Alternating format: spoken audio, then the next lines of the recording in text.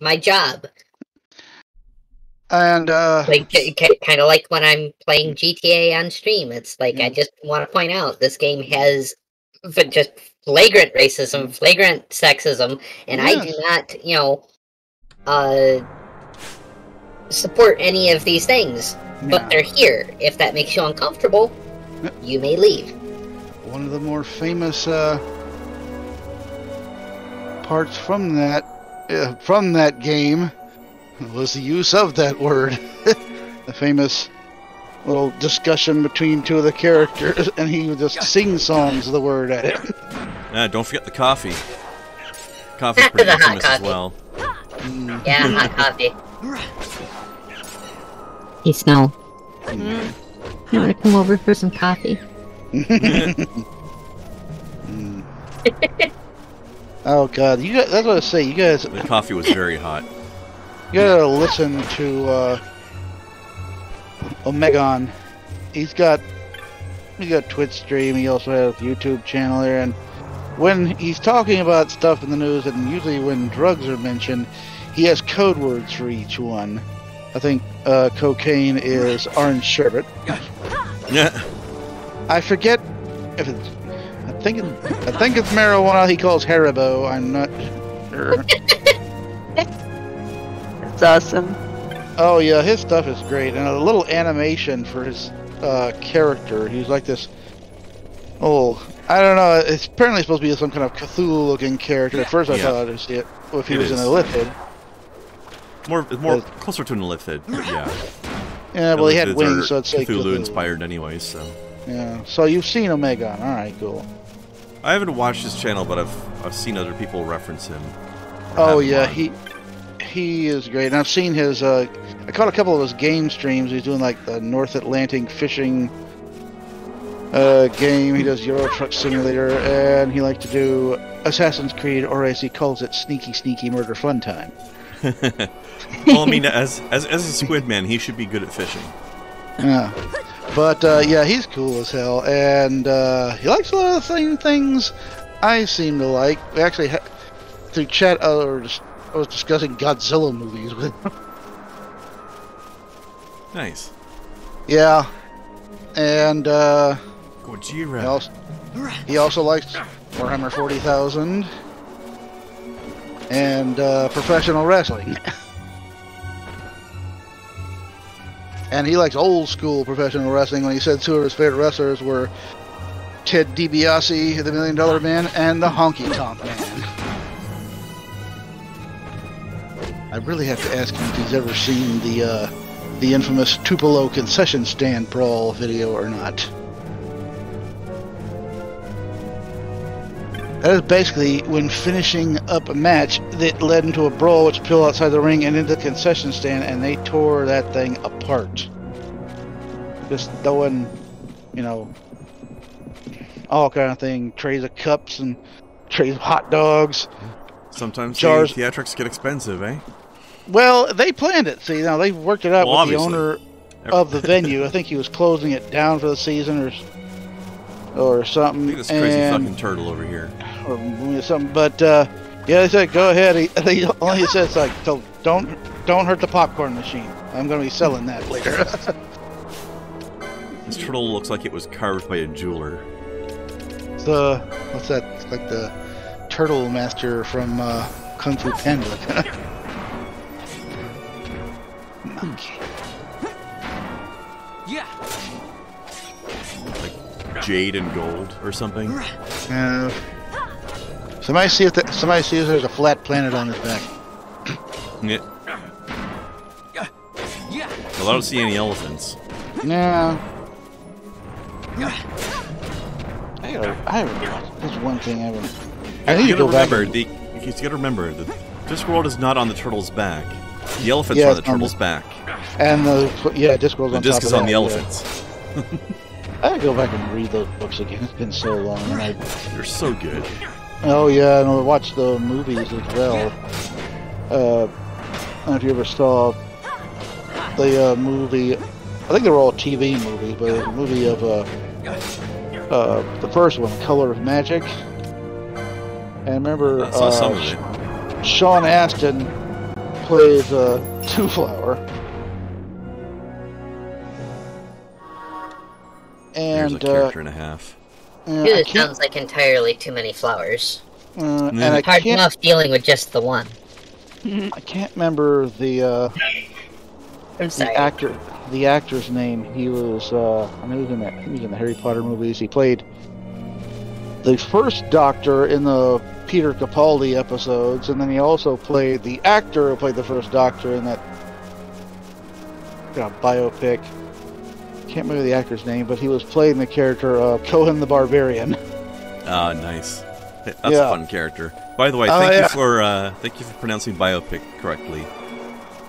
I am so sick of hearing people call them biopics. That's dumb. It is. I hate it. Yeah.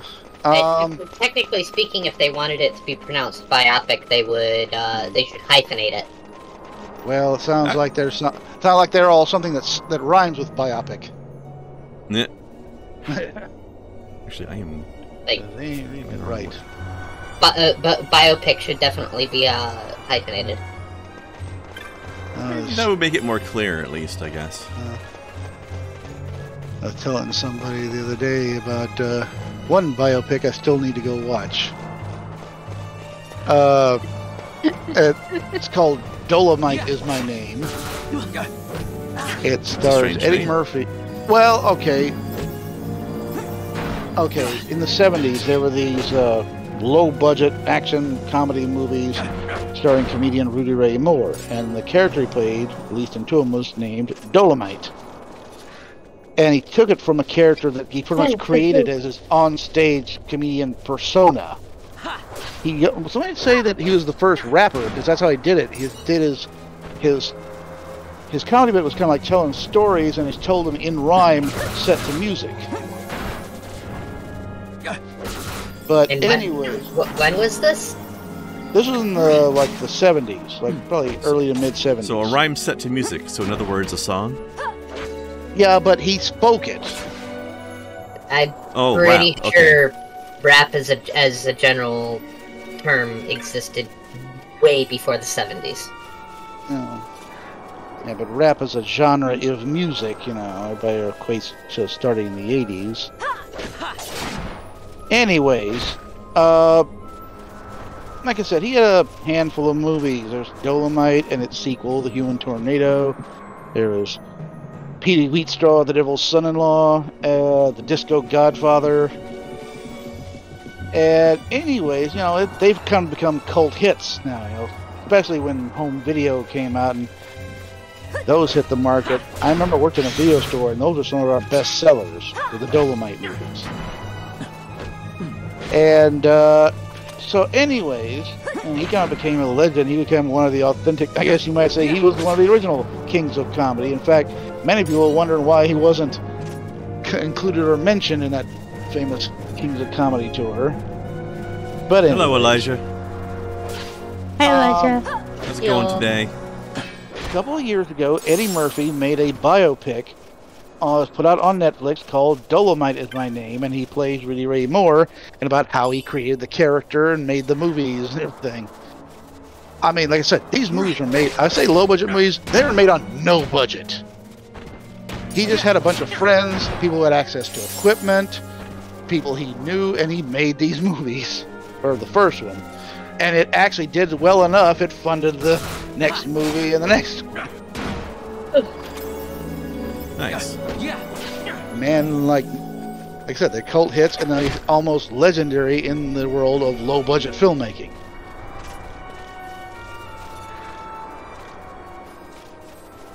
I still wonder why they named that guy after a sandwich spread, though. That was weird. I think Dolomite is some kind of stone, I think. I know, I'm making a Marmite joke. I was gonna say it's not Vegemite or Marmites or insert X-mite bullshit something. But is it made out of 100% real mites? Yeah. And Dolomite is a rock for the record. Yeah. Calcium magnesium carbonate. Yeah, but Very pretty, actually. I remember when Vegemite became, well, got first mentioned in this country, of course, in the famous song by Men at Work, Down Under. Bender is 30% Dolomite. And that you remember when you go through a phase of being obsessed with gemology. Magnesium carbonate. Yep. There's no reason for me to remember that. And I remember one DJ who, after playing Down Under, he came with the idea of what he thought Vegemite was. It's a puree of mites mixed with carrots, so that's the veggie part.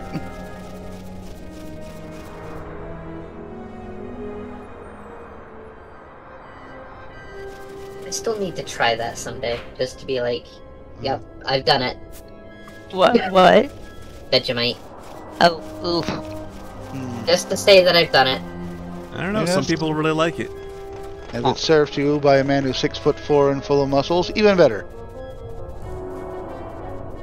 I've heard it's got Go. salt in it, which could be a good thing.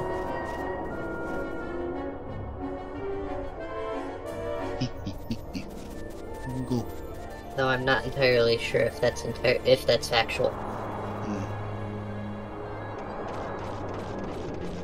I want to try it at some point too. I'm just very curious. I think I know. I think we have it at the Walmart. I never thought to get in and try it. Although speaking of trying things, I had a pretty good steak experiment last night. Oh yes. Oh. So a while back, I bought a bottle of just like really cheap Merlot to use as cooking wine. Right. So I was cooking up a sirloin, like a cheap sirloin I'd bought, and so I thought, all right, sirloin of beef. Let's try something. So I decided, after I finished searing it, and it was almost ready, I poured on just like a few drops of Merlot onto it. Then shook some garlic powder, rosemary, and dill on it. And then flipped it and did the same thing on the other side. And then gave it like another minute to finish. It was really good. Oh man, I was thinking that. What was that stupid? What was that movie? I had a really weird idea. Look at that beautiful queen they have. Isn't she graceful? Look at them hips. Them's birthing hips. Weird idea for like a baked pear. Using like some more savory herbs on it, because it's such a sweet fruit, right? You can get away with that. Yep. Parsley, sage, rosemary, and thyme, called Scarborough pears. Nice. I was actually thinking that. I was thinking of doing it this year. They already got the seeds out for sale, even though it's too cold to plant any. I was thinking of, I don't know, maybe planting a little herb garden. Yeah, why not? Yeah. Could be convenient. Could be.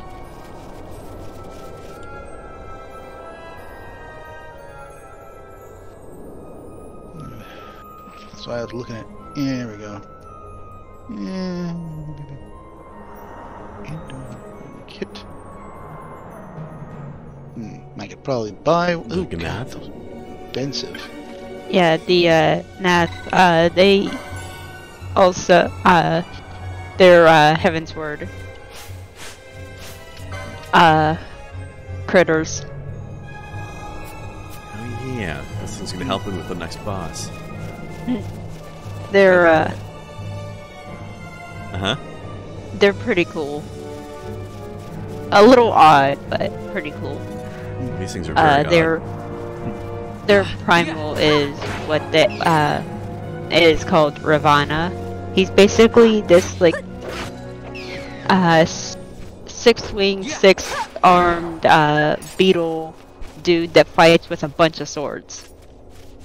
Weird. And he hits hard. So he's like Beetle Gilgamesh? Yes.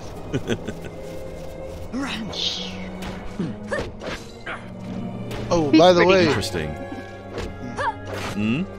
I don't know if you saw. I know I posted in Kai's chat my new little acquisition at Godzilla Coin Bank. Oh yeah.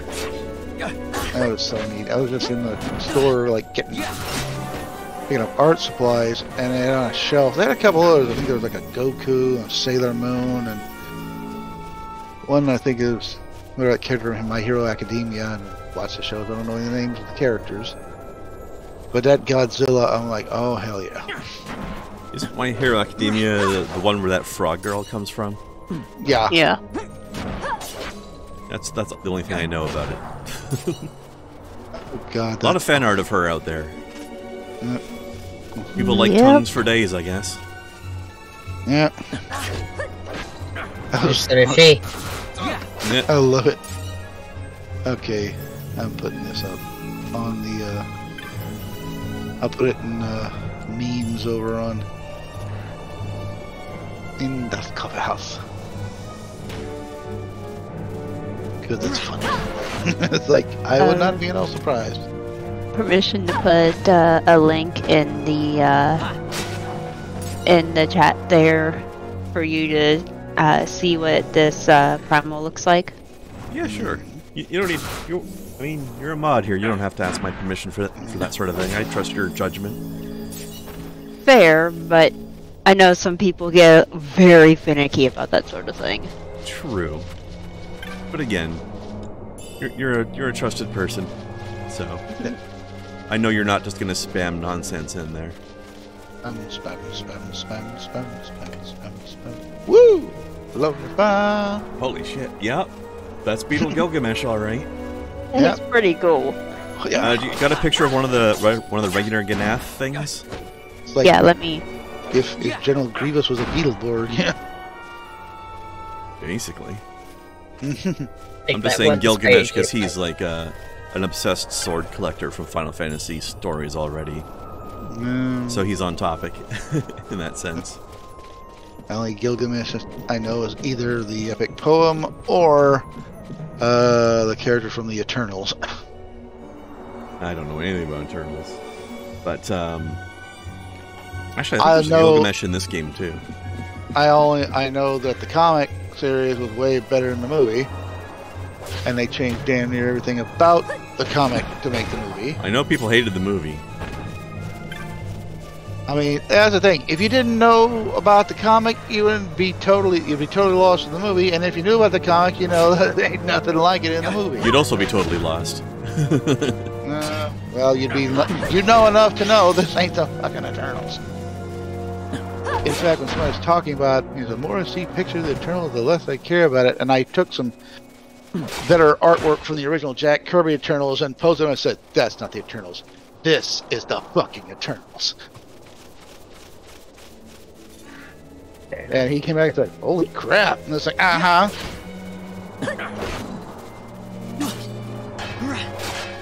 Kirby pretty much made the Eternals when he had come back from DC after he'd done like the New Gods, and he took that same concept and made the Eternals.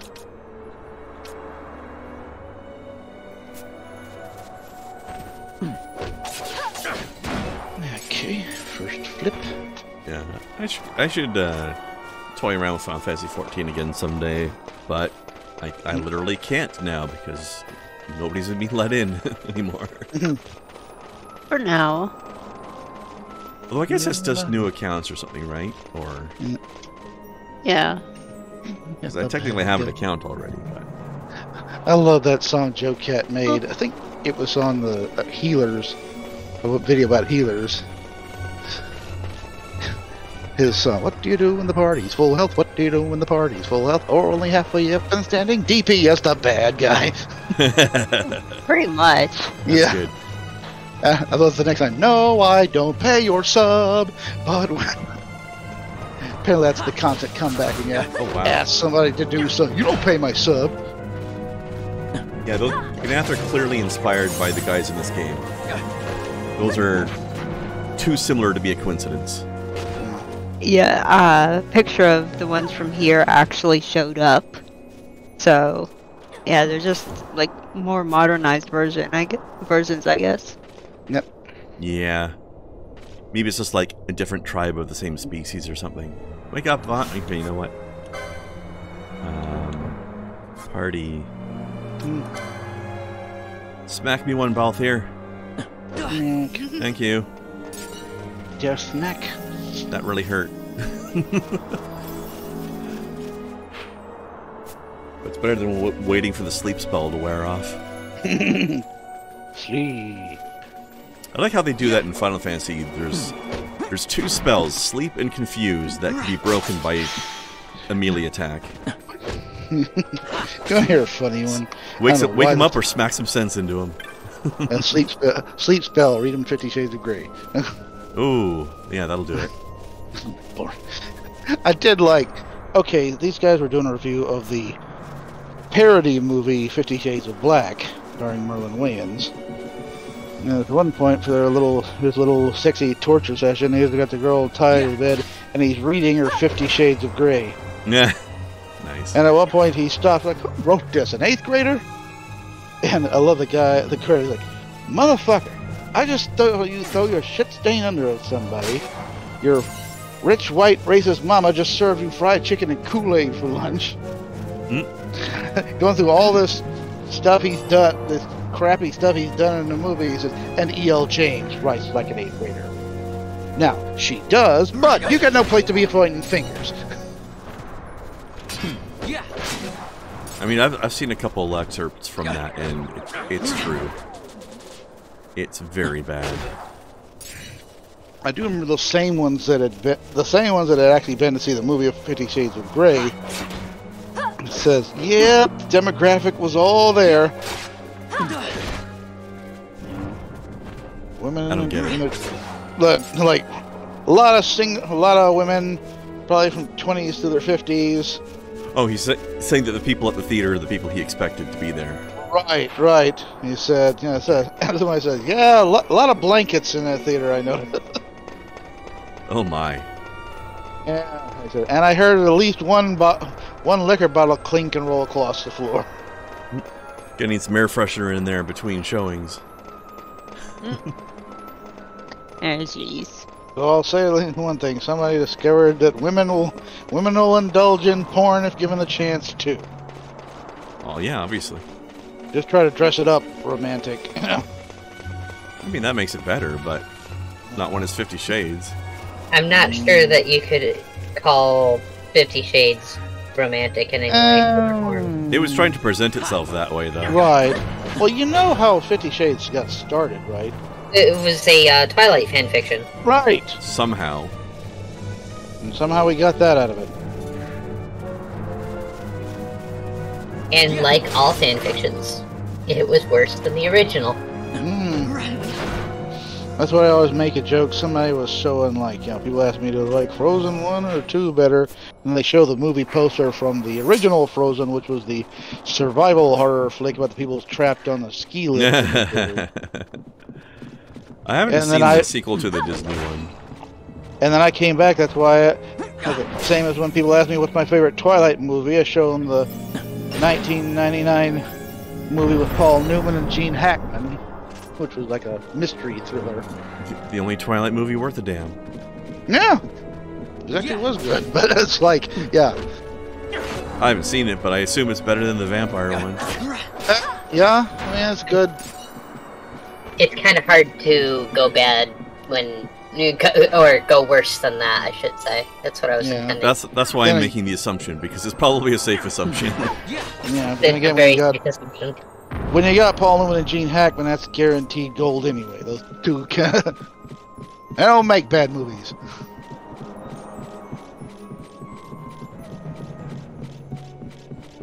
I remember I was watching something earlier today, and people were talking about how certain actors are like signifiers of what the movie's going to be like. Like, if this person's in this movie, you can expect certain things. Oh yeah. And they're saying like if Scarlett Johansson's in the movie, you know you're in for something weird. And not wrong. And they're saying if Goldie Hawn's in a movie, it's probably going to be a bad movie. Not necessarily because of her, but just because She keeps ending up in all these bad movies. She's like the canary in the coal mine. Depends. Oh, jeez. Or at least that's what they were saying. I don't know if I agree with it, but that's what they were claiming. We'll say I think Scarlett Johansson. I'm trying to think, and I'm going through her list. Anything that's not a Marvel movie. Yeah. And yeah, I think you're right. Marvel movies are weird. Yeah, but not the kind of weird of like Lucy or what was that one? Under the Skin. I don't think I've seen any of her other movies, honestly.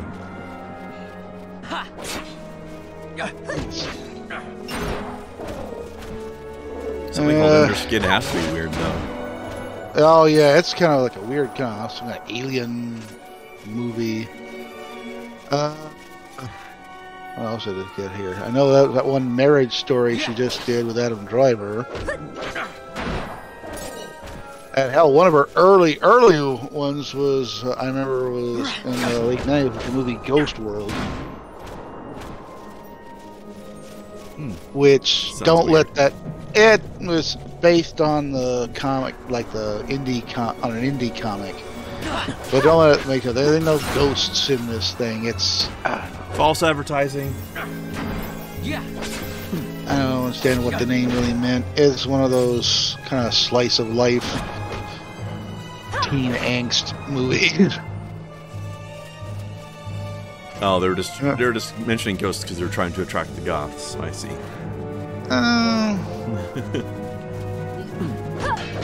I think they only think they're just moving through it unnoticed, like they were ghosts or something. Yes, that's probably the case. Yeah, I remember it was her. She was in it. The world doesn't notice us. I'm so sad. Basically, basically, they're about to graduate high school and have no real direction of what they want to do next. I think there's a few traps here. Has noticed anything strange? I'm not in this game. Oh, you're not the only trap in the world. Lies.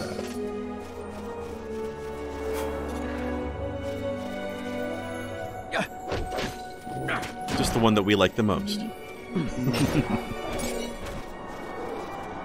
She was in North. Oh my god, that thing was awful.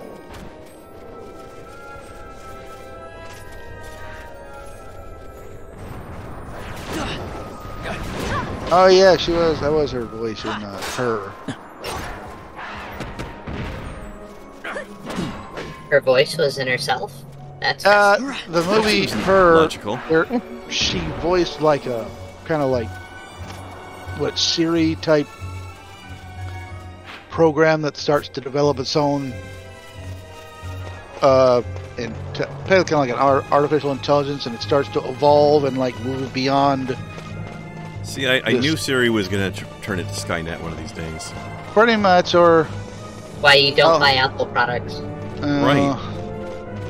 Oh. We're gonna end up with Skynet anyway. Have taste. Support Google. Oh my god, it's been so long since I watched it. I forgot she was in Eight-Legged Freaks. I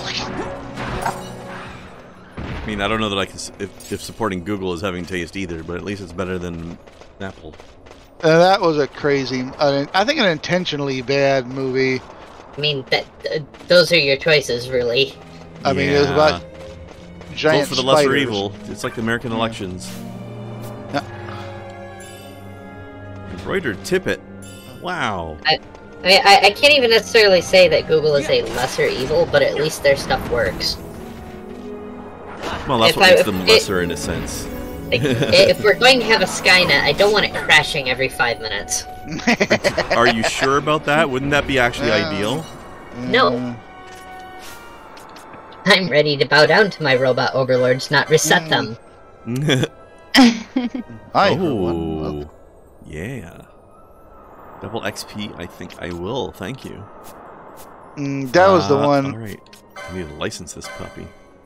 I was watching, was it Razor Fist talk about the purchase of Activision Blizzard by Microsoft. And at one point he says, alright, he was like, look to your right. Alright? Now look to your left. Not to just take a slow scan of what's in your general area. All right, now take all that stuff and ship it to Microsoft because they probably own it now. Yeah, probably. Watching it at my computer desk, which is also my entertainment station, art studio, and dining table. And I looked and I said, hell no, they ain't getting my slap your mama hot sauce. I love the fact that that's a thing that exists. Like, I'll fight a bitch for that. I'll just flick it in their eyes. There. That's why they slap their mama, because they're trying to attack you and they can't see. Oh, jeez.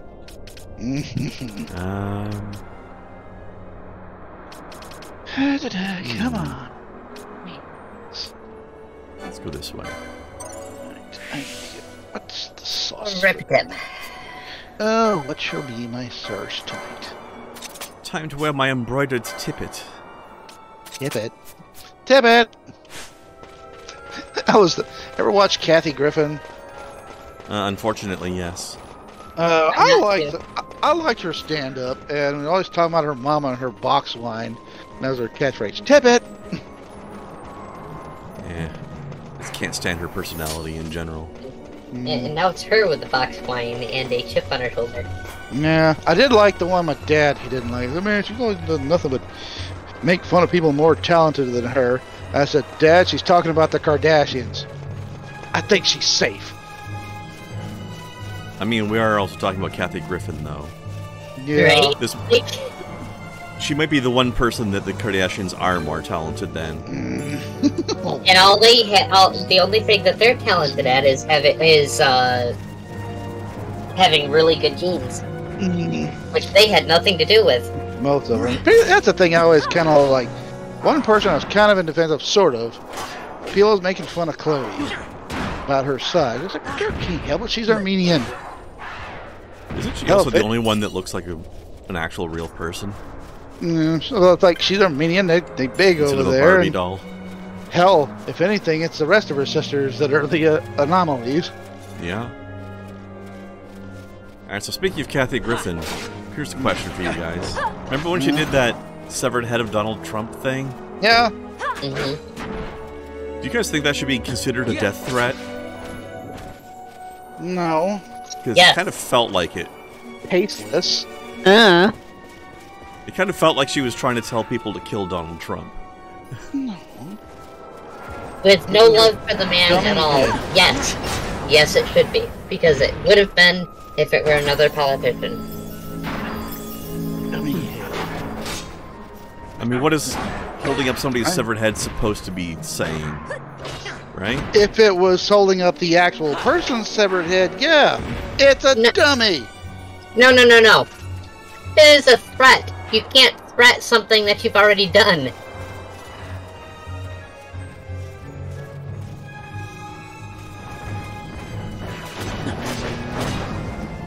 Personally, I ain't give one damn about Trump either. I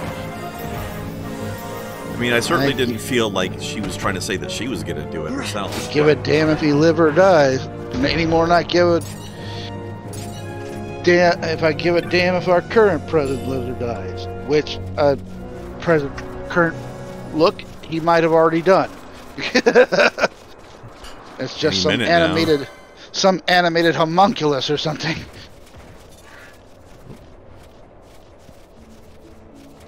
No, I think stuff like that should always be taken seriously, because they are, and it honestly would have been taken seriously with literally anybody else, but it wasn't taken seriously with him. Because shit like that has been taken seriously, historically. There are people who are sitting in prison for the rest of their lives right now for saying something over a couple of beers about what they were going to do to the President of the United States.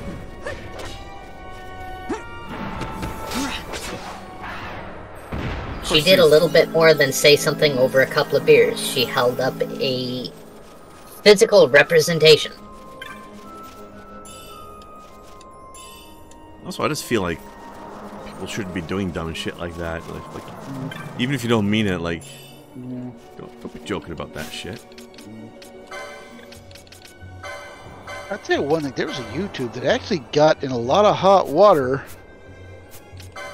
over basically making fun, not with the press or anything else, but a lot of their fans, because I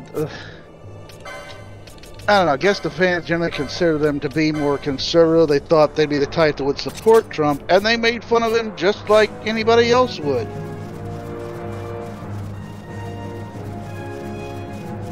It's like, I mean, it's hard not to make fun of Donald Trump, really. It's like we're comedy. We make fun of everybody. Everybody.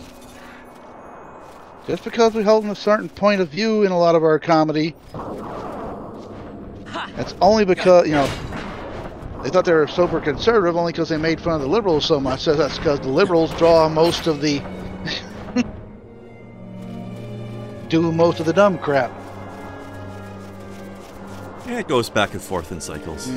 It really does go back and forth in cycles, and also, right? if you really, and also if you listen to a lot of their comedy, a lot of the characters they are making fun of could be considered on the conservative Republican side. So making fun of that, you know. I mean, Speaking of which, Kai, did you see the political cartoon I posted into your shit posting last night? I did, but let me refresh my memory. Because it applies to the cycles comment perfectly. Yeah, we'll try reverse again. Yeah, exactly. That's so fucking true. Idiots just bouncing back and forth between the Dems and the pubs. Yep. Well, that president didn't work out. Let's get the opposite one in. That didn't work out. Let's get the opposite one in.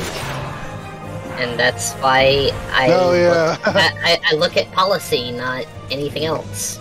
It gets me in such fucking trouble. Pick a side. No. And when I feel like that, our country too, as well. Like, just get rid of political parties.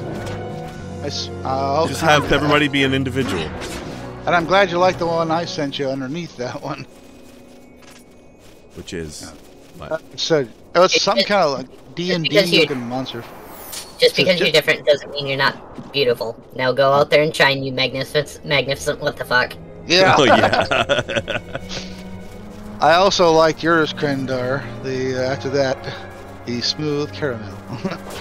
Yeah, I like how the thing posts like, my dad thinks he's funny. Yes, and he's correct. Yes. that is funny. Smooth caramel. And he is correct, says another 40-something-year-old man. Yep. I was like some comedian told some joke, and some lady in the audience, like, that's a dad joke. Yeah. That's a dad joke. And they said, well, I'm a dad. I'll be telling some cheap horror jokes later. You wait on those. Or at least a dad in spirit. Oh, man. Hey, dad jokes is going to be the fun. Now, hell, I find myself laughing at those awful jokes on the Laffy Taffy packages, so...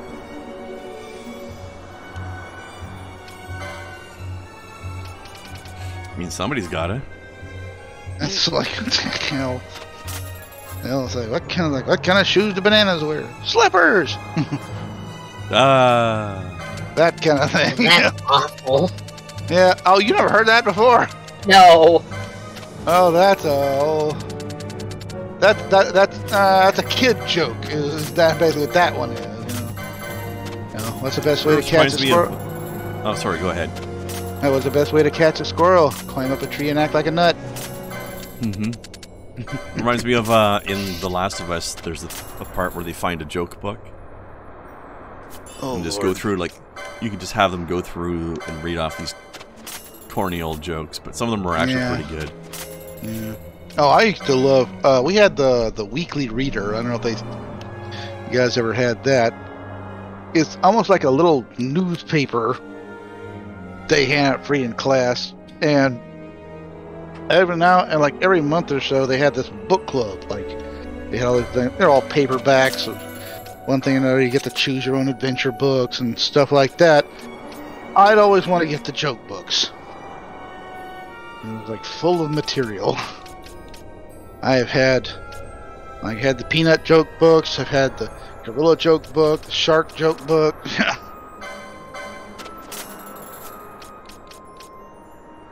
That was tell you, and people were always talking about what was it, the old 900 numbers. Mm-hmm. And people think of 900 was, I think, the phone sex line. It's like, oh, there's more to it than that. In fact, I actually used one of those. It was basically the joke line, like 50 cents per call, and you got 2 or 3 jokes from Jackie the Joke Man Martling. I would ask my mom, and said, she don't mind every other week getting put extra 50 cents on the phone bill. I call it up, and I get some new material for the week. Yeah. It's like, open it, call it up, it's a recording. And what I say, I'm Jackie the Joke Man, thanks for using your finger. Yeah.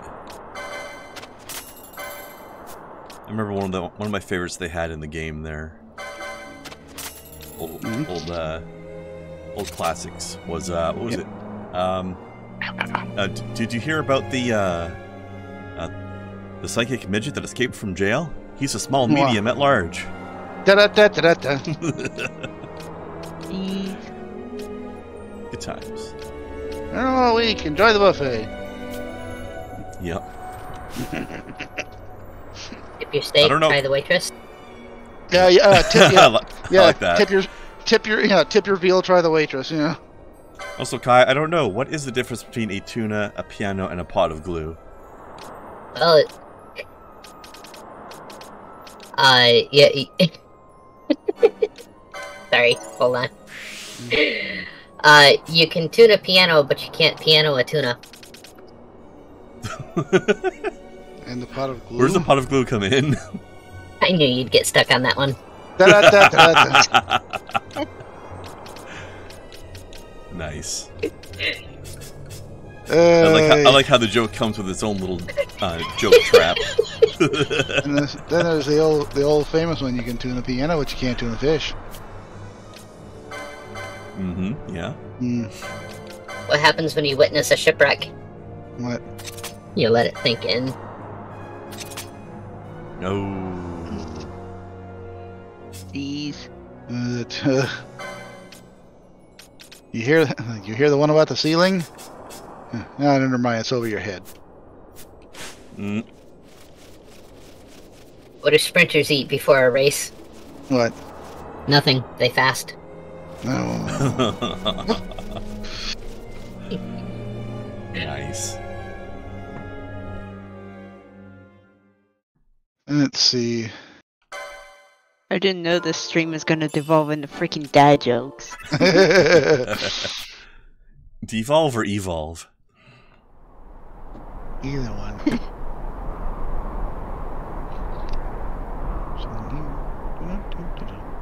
Alright, you guys ready for the next dungeon crawl? Sure. Yep.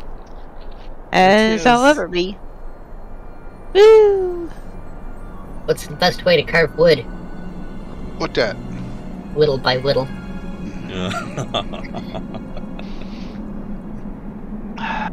Think it's going downhill fast, folks.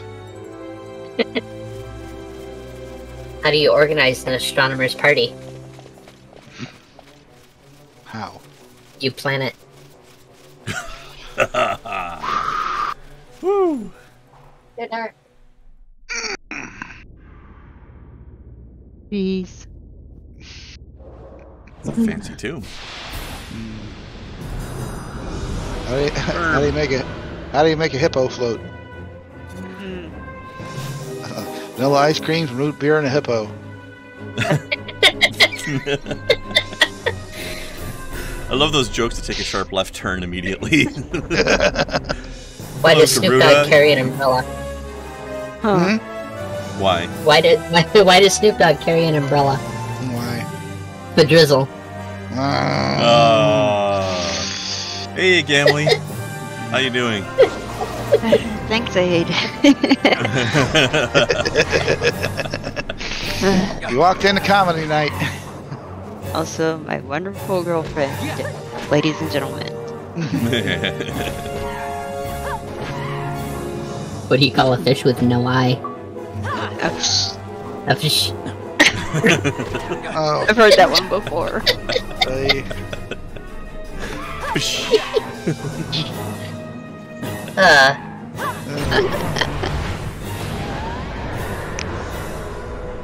What do you do when you see a spaceman? What? You park in it, man. Yeah, man. Oh dear. Kick that burb's ass. Herb. Of course, it helped that I had a debuff item for him. But hey.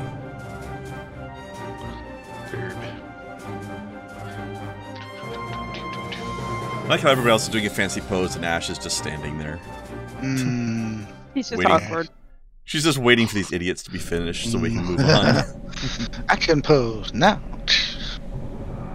And of course, the Sundere character is just like, no, I don't want to do that. I think I sent. Oh, hang on. Yep. Long ago, Cutscene. the gods granted their favor to King Raithwall, who would oversee the subjugation of a vast territory spanning from Mordalia to Valendia. Here he forged the Galtean alliance. Though he is called the Dynast King, Nice upon beard. establishing the alliance, he demonstrated compassion for his people and disdain for needless war. A philosophy passed on to his successors, one that would bring peace and prosperity for hundreds of years to follow.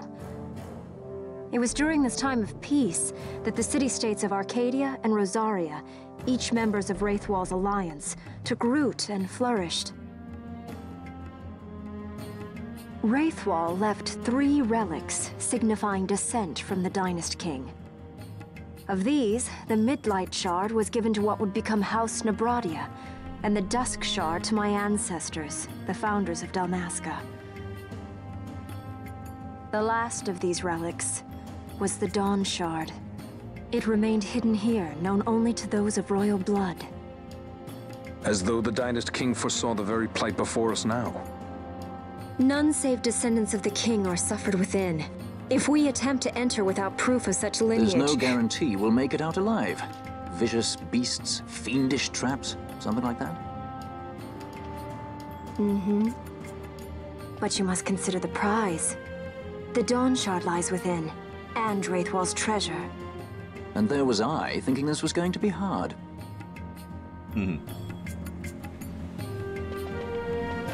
More helpful commentary from the leading man. I don't think there's any loot down there, so let's go right in.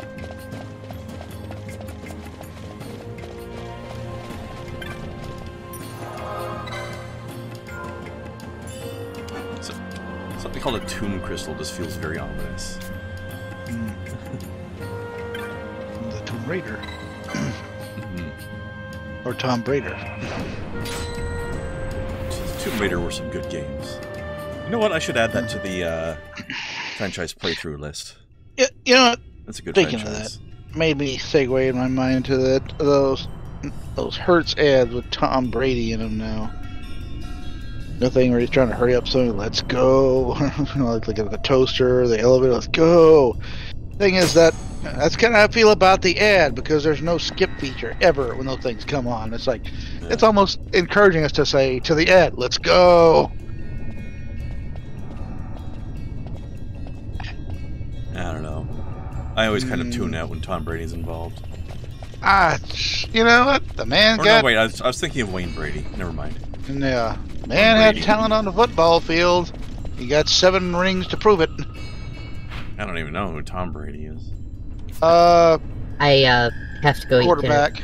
Enjoy. Okie dokie. But I'll leave you with one more joke. Yep. Uh-oh. How do you think the unthinkable? Ow. With an iceberg. Oh. You silly knucklehead. Fucking hell. Groan. Go get Noms. Hurry back.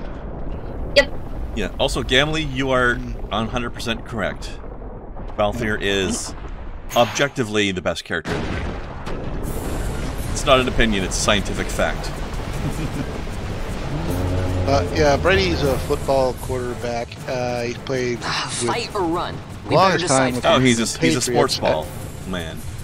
Yeah, and currently playing with the Tampa Bay Buccaneers, and he won the Super Bowl with them too. So from experience, I know that we can't beat this guy, so I'm getting the fuck out of here. So apparently something happened on the last Super Bowl, which he won. In fact, he kept scoring. Yeah, the whole thing. I figured I may as well just call it the Brady Bowl at that point.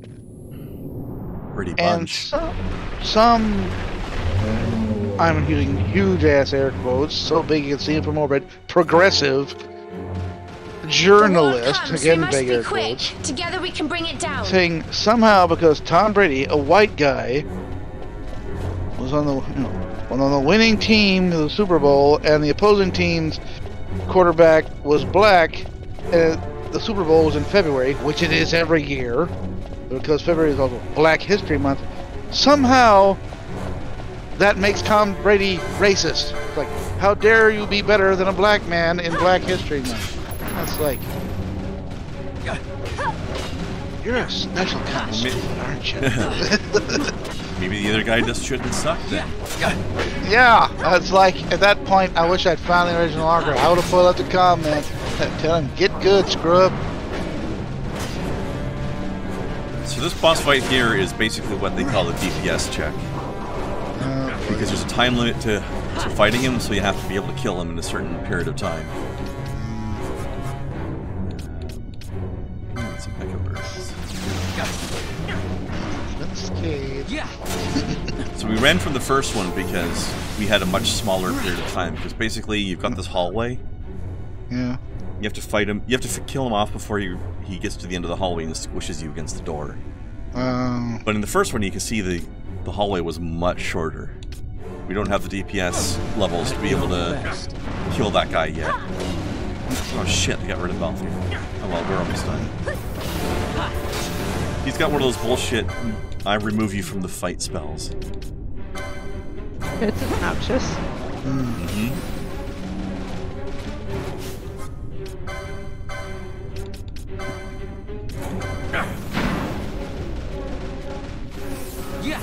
So we have to finish the fight without Balthier, but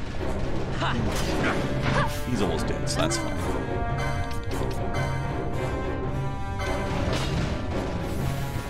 I think basically he just comes back when we go to a different room.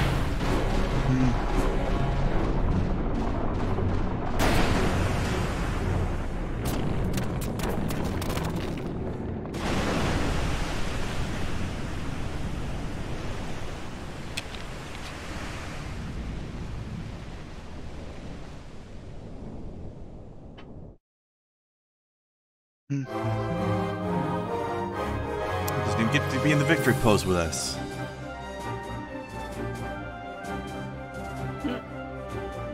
Oh no. He's in the exozone. Maybe he can say hello to General Zod while he's in there.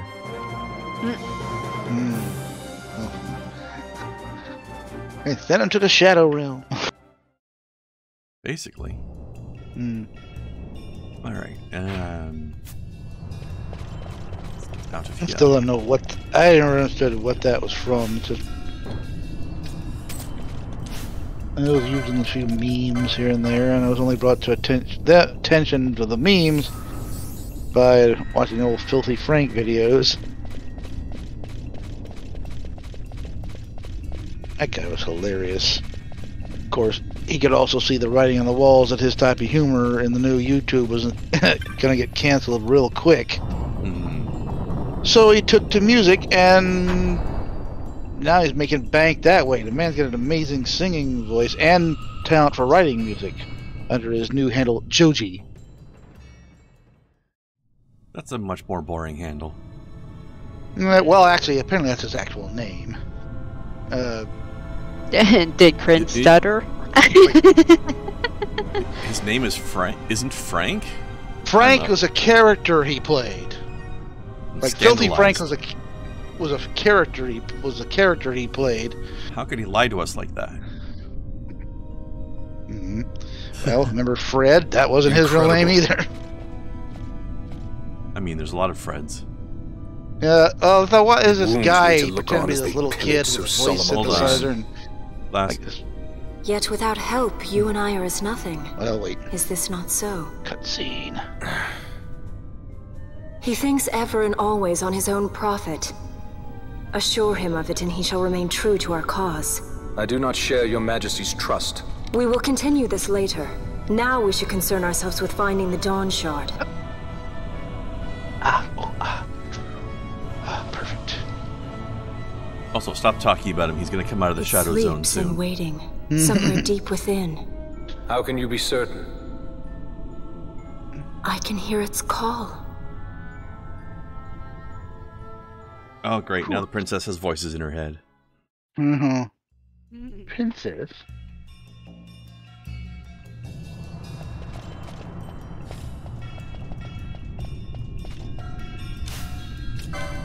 You should be able to remove Doom by just casting rays on the person.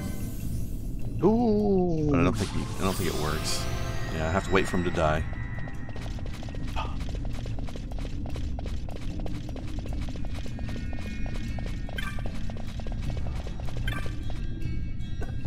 Actually, I think I might be able to remove it by using the save crystal.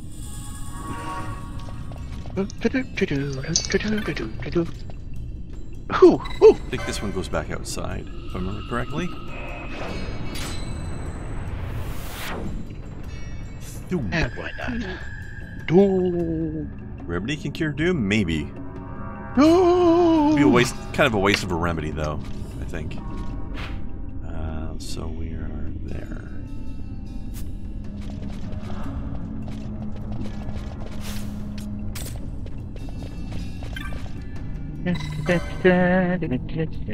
Might need a remedy lore, though? Yeah, probably. Probably the higher levels of it, too. Remedy. I'll make some wings. Yeah, Of course, the I'm save making crystal wings. cures all. Ooh, wings. Nice. If I make wings, I gotta have some celery sticks with it. It's traditional. So, Blast. Yep. With your wings, blue cheese dip or ranch? Oh, ranch. I am not a fan of blue cheese. I don't like just like eating blue cheese as the cheese, but Yeah. it makes a good sauce, good dipping sauce. But I also like ranch with buffalo wings. Yep. Yes.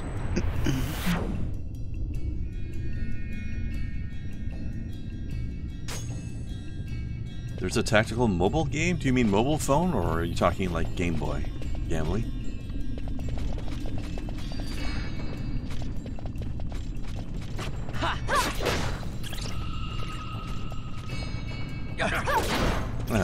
Android and iOS. Okay, yeah, actual mobile games. I haven't played any of those, but I think it's actually pretty traditional that there's no way to cure Doom.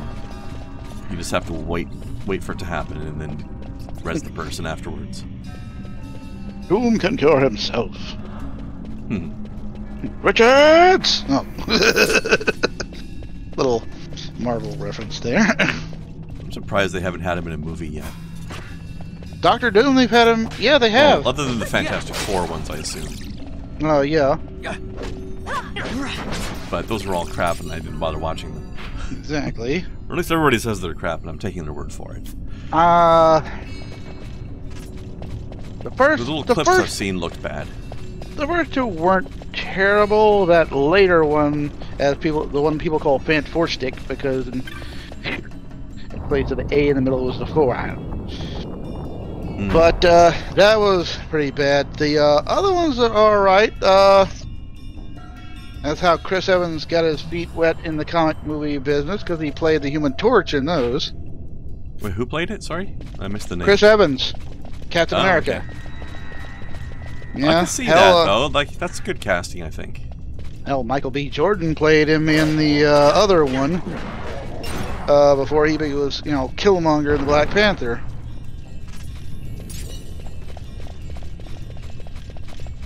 So, basically, being in an awful Fantastic Four movie can be your stepping stone to playing the better Marvel movies. Yeah, I guess so. Speaking speaking of Black Panther, I was kind of surprised to see Steve Bloom voicing a villain. Because I don't think I've ever seen that before. But he was in the Wakanda expansion for Marvel's Avengers as the main villain. Oh, wow. Main villain of that expansion story, anyway. This was in the in the game, the video game. Yeah. Yeah. Did it say which villain? Which villain was he playing? Claw. Some guy named Claw. Claw. Okay, that was Ulysses Claw. I believe he was Ulysses' son. Yeah. Because the story was that, or there was somebody named Claw who went up against the current Black Panther's dad. Yeah. Well. And now Black Panther is fighting that guy's son, so it's like keeping the family tradition going, I guess. In the book, in the original comics, there was a thing, Ulysses Claw, and when he gets loses a hand, he has that bone attached, and then later there's something happens. He now becomes the being. He's made of pure sound, like a that happens. Solidified sound Avengers. Or something. Yeah, that's Claw. That's the character. They mucked about with it in the movies, but yeah, that's him. Okay. Probably not the father then, because it'd be weird if both of them got turned into beings of sound. Yeah. But anyways, that was good. I'm taking a picture. You ready to see if they make Moon Knight as crazy as he is in the comics? They have to, right? Yeah, the thing's that way. I did there's a one thing I think it was during the Civil War comic or something somewhere recent, and it's Moon Knight and Punisher and one thing. And he's asking, it's still crazy is there? You still murdering people without a trial? How's that imaginary god of yours? Fine. How's your dead family? Just great. Yeah. Although, I guess one angle they could potentially do is, will they make him actually crazy, or will it be that his god actually exists and he's actually sane and people just think he's crazy? Yeah. And then I love it, because standing there in the room with him was Black Widow and Night Thrasher. And Punisher said, well, I'll leave nobody in the escape mental patient with you, Natasha. And then I said, wait, you call me? Moon Knight, escape mental patient. No, that's you. And he's like, oh yeah, that makes more sense. Jeez. Moon Knight, that's the thing. He may be crazy. He also really doesn't give a fuck. I do kind of like how they're like, alright, Marvel needs a Batman character, but he's crazy and he thinks he's got a goddess in his head. One guy actually kind of pointed like, oh man, he's just ripping off Batman. Said, you mean the same way Batman ripped off Zorro and the Shadow? Zorro? Yeah, that's pretty much what Batman was inspired by, things like Zorro and the Shadow. Nighttime Avenger. Routing really bad there, Blast. Yeah. Nighttime. Your connection seems to be going wonky. Oh, can you hear me now? Yeah, you're okay now. Now, yeah. Nighttime Avenger, pretending to be a spoiled, rich playboy. Did Zorro do that? Yeah. That was his thing. Don Diego was like this foppish, rich boy. Yeah. I guess it's just kind of a trope, though, really. And we then, can't just course, say, everybody doing that thing is just cocky. And then there's the Shadow, was, Lamont Cranston, wealthy man about town. Pimpernel? Huh? Gamley in chat wants to know, is asking Pimpernel. No.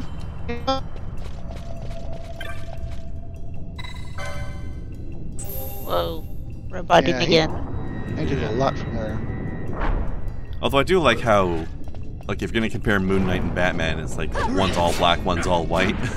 Yeah. I guess Moon Knight's not really going for the stealth angle, though.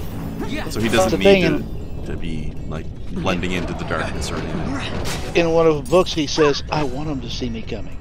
Yeah. I want them to see me coming and to know there's nothing they can do about it.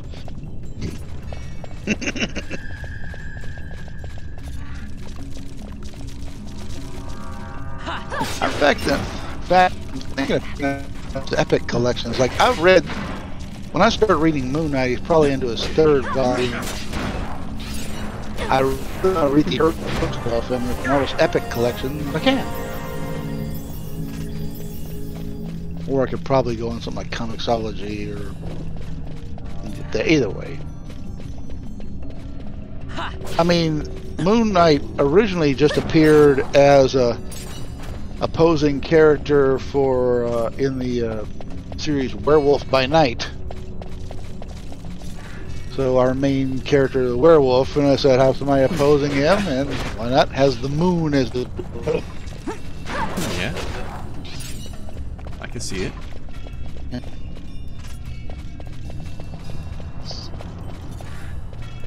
Was it the Werewolf of London, Ontario? Yeah.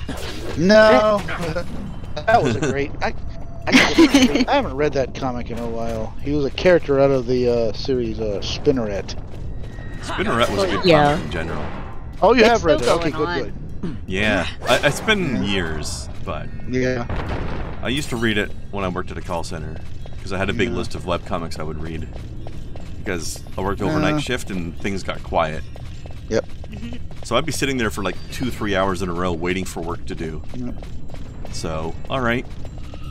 Read some webcomics. Yeah. Oh God, I read so many webcomics. I'm surprised I never went back to that one. You gotta check out a comic called Girl Power. That's good. No. I liked Girl Genius, though. Girl Genius. This one is good. It's like a team of superheroes, and you've got this. Our main character was this comic nerd who's now got superpowers and kind of entered the world as a superhero. The main character, Sydney, she is amazing. What else do I read? I know I read Least I Could Do. That was good. Looking for Group. Rings a bell, but I don't remember it. Was it the the same one with guy? Richard the Warlock? Right. Same. Okay, yeah. Same guy, same artist as Looking for, or same Least, writer. Least I Could Do. Yeah.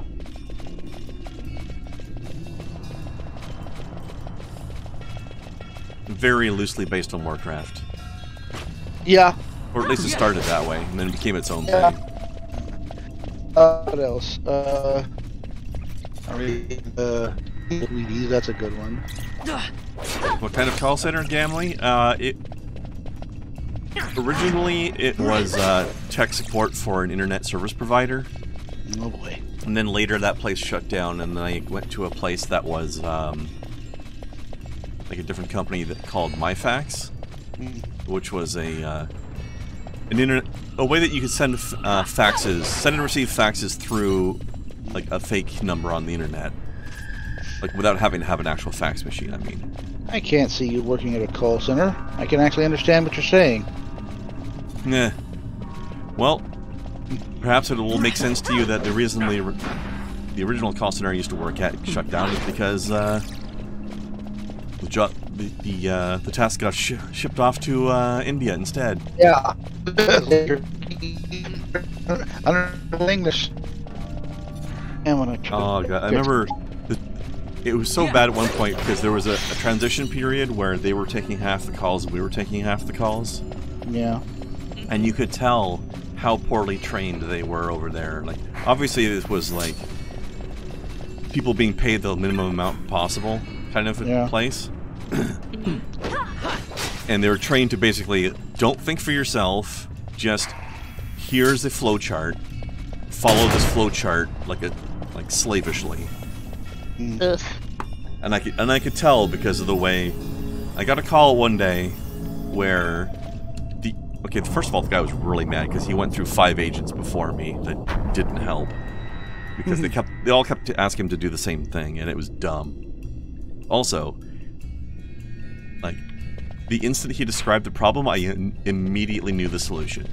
Like, I had this call done like 5 minutes flat, and that's including the time it took him to complain about the other agents. but they're all having him do this useless shit. So his problem was, like I know a lot of people just use website-based email, like I do, but you know, back at this time, a lot of people used software like Outlook Express or something like that for their email from their ISP, right? Right. So that was the case here, and so he had his own email address, his wife had her own email address, and they had like 2 different inboxes set up for it that you'd switch between in Outlook Express. And he was getting his wife's email, and she was getting his email. Now, you tell me that, and I immediately know what the problem is. But they're like, okay, well, you have to unhook your router and connect directly to the modem, so we know that the firewall's not interfering, and like just this going through their little flowchart of bullshit. It's like, this is not a firewall problem. You can skip that shit. I think it's sad that they're not allowed to think for themselves in that call center over there. Like, the problem was just that at some point they had used the wife's username and password in his inbox and his username and password in her inbox. So you just had to go in the settings and swap the username and swap that out. Yeah. Problem solved. Easy. But they're just like, oh, we gotta go through the entire rigmarole that you go through with any internet-related problem. Even though it's super obvious that stuff's not related.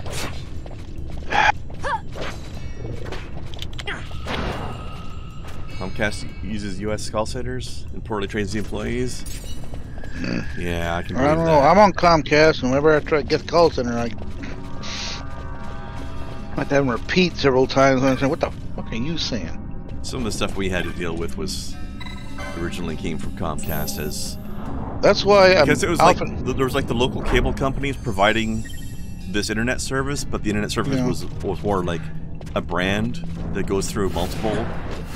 Have you ever? I don't know if they're still around. Have you guys ever heard of an internet provider called Roadrunner?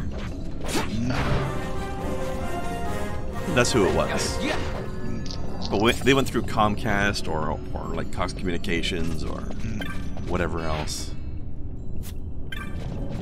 Alright, I need to go into that thing, but I'm going to go and kill and loot some things first.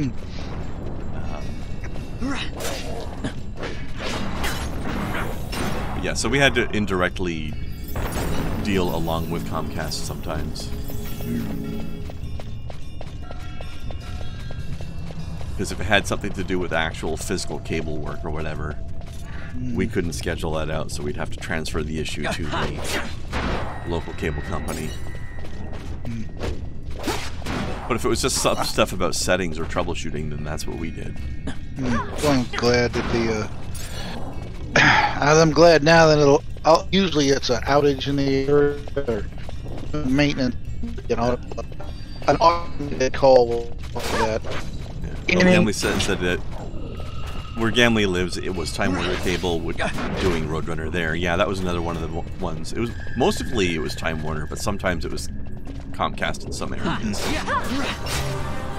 Sometimes Cox Communications. I'm just saying that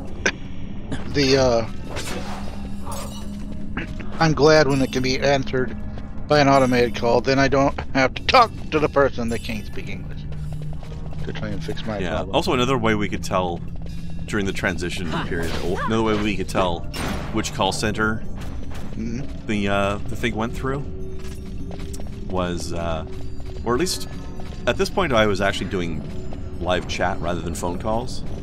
Yeah. So it's like a chat window thing. Oh yeah. Much nicer. But so of course you have a username in there, right? For us, it was just our full real name, like first name, last name. Yeah. But in the Indian call center, it was just first name, and it was Americanized first names, so they were trying to hide the fact that it was India, of course, because there's a reputation to Indian call centers, right? Yeah. So we could tell which call center it went through, based on whether there was a last name or not. Yeah. And also how magnificently stupid the tech support was. You ever watch, it's still going on, I think. Actually, I haven't seen him doing new cartoons, I think it's called New Year's. It's owned by its mate. But probably the squirrel. You broke up again. It's called what? Squirrel. Sorry, all I got was squirrel. No. Foamy. Foamy the squirrel. Foamy, yeah. I remember the Carroll Center guy, the tech support guy in that way, the whole Indian guy. Yeah, they did. They really played up the stereotype with that. It was funny.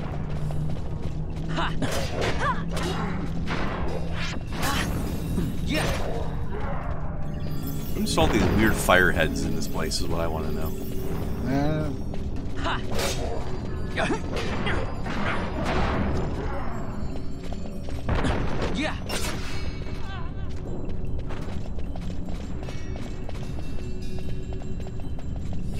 Yeah, I don't know, the Runner tech support job wasn't too bad once I was on overnights, especially once I got on chat. That was pretty much easy street, and I had been there for a few years by that point, so I had a bunch of raises under my belt.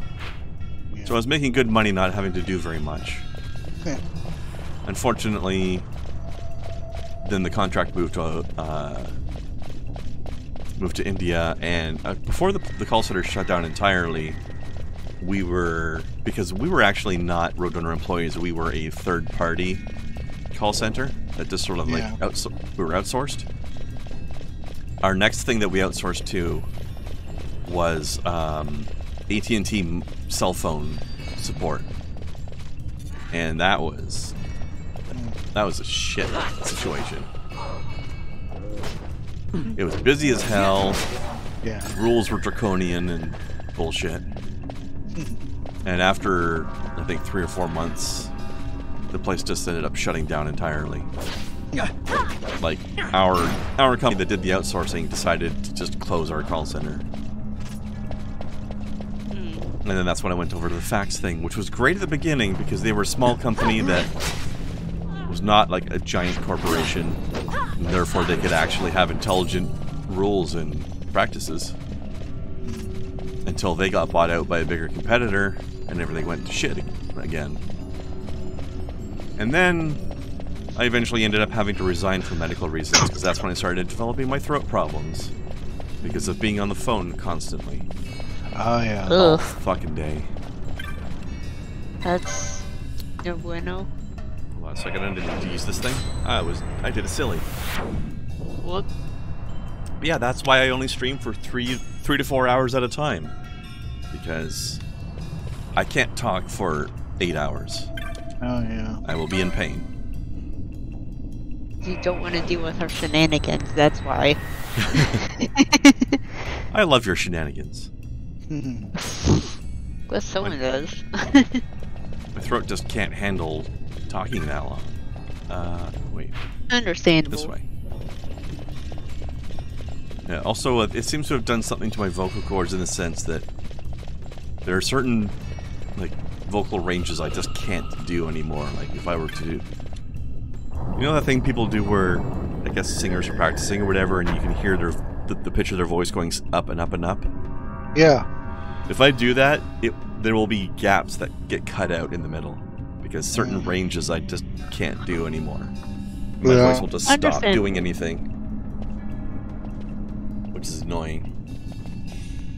Fog? Underground? Yeah, Not Gamli, fog. I feel ya. Mist. You can see the mist with your eyes?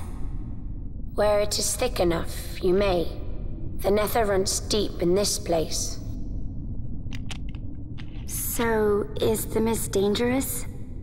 I tried but to it work is at a also call center one innate. time. Mainly A it's like dense mist telemarketing. allows the Blast, working blast. of powerful Yeah? magics. Oh, I'll keep that in mind. wasn't looking, sorry. This is why you gotta watch the share. Can't count on Vaughn to keep track of these things. That's for sure. Misdiagnosed for 18 years. Oh, that is rough. Okay, you're saying Blast? I said, I worked in a call center very, very briefly, and it was a telemarketer thing, trying to sell them some kind of credit card or some kind of thing. I couldn't sell, save my life. I'm glad I couldn't. I got it out of there. You know what? I should go back and use the save crystal, both because I should probably save my game right now, and also because I need to get rid of this oil status. I am not going into this fight with oil status on it. And we're early center now. It's all got like a phone and headset. So like, no, we had actual telephones. We're doing it. Yeah. And you're not allowed to put it down. You know, put your finger on the thing, hang it up, and start again. But you've got to have that headset on your thing stuck to your ear the whole time and mash it on it. Yeah, that sucks. I ended up having to buy a pack of those little foam earplugs. Because at one point they started giving us headsets that were only on one ear.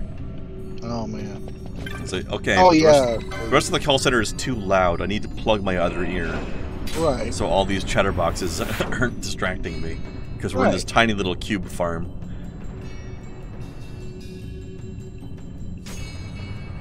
But yeah. Spoiler alert. This next boss is we're fighting Ifrit. So. Ifrit. There's going to be a lot of fire, and I need to not be covered in oil for this fight. Ifrit, don't fail me now. Yeah. And I don't know how many handkerchief items I have that can cure that, and I don't feel like wasting them. Oops. There we go. I think the 1 year thing is fine in general when there's not a lot of background noise. But there was. But it was interesting working at the fax place because I never knew that there was such a service like that. Or like, you can send and receive faxes and all you need to have is an email address. Like you just do it through your email. Yep. And it can go to an actual fax machine. It's pretty cool. As a concept.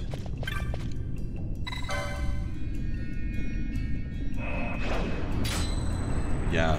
But then one day their biggest and most obnoxious and shitty competitor bought them out, and the whole job went to shit.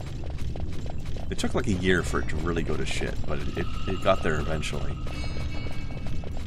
As they changed more and more rules and policies over time.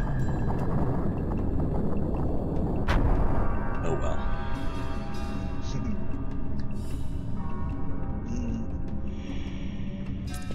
Wish I'd had the chance to start streaming earlier, or had thought to do so. There's so many people streaming, it's hard to get noticed these days, but it's a fun way to do things. What DC Comics has got planned?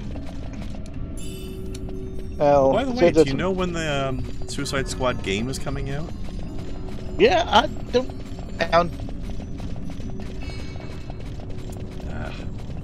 The internet doesn't want us to know. Suicide Squad, kill the Justice Apparently League. not. 2022, that's all it says. And the next Batman game I'm curious about as well. Yeah, but it's gonna be like, it's the Bat family. I think it's like everybody but Batman. Well, yeah, because Batman can't be in it. For certain reasons. Anyway, since this is...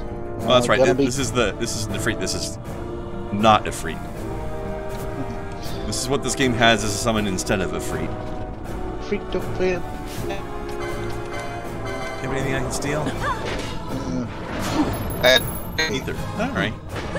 Not exciting, but I will literally take it because I literally just did. Hello, Stemmed Elsewhere. Welcome. Yeah. To the sheep. This big fluffy boy with his fancy stick. But this is the... That's true, Gambly. They named airships after the classic summons, so that's probably why they gave us new replacement summons instead.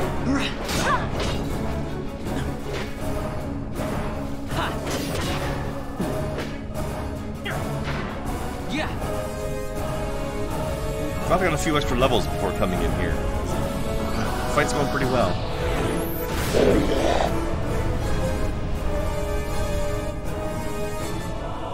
I remember the way the summons work in this game was kind of strange.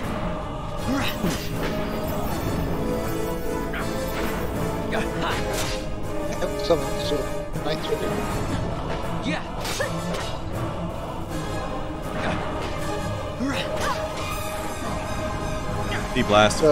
Try leaving the call and coming back in, maybe, see if that helps, because your connectivity to the call has been really bad lately.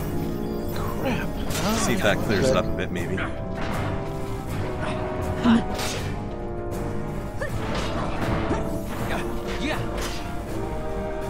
Any better? So far. Okay. Not so far. All right. We'll see how it goes. I can't hear the screen from Yeah, you won't be able to. Discord can't lock onto the sound from this game for some reason.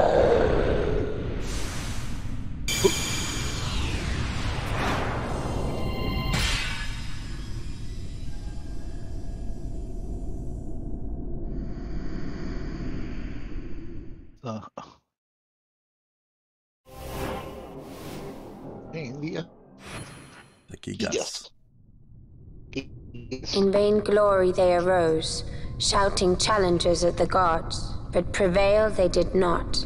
Their doom it was to walk the mist until time's end. A legend of the Nemo.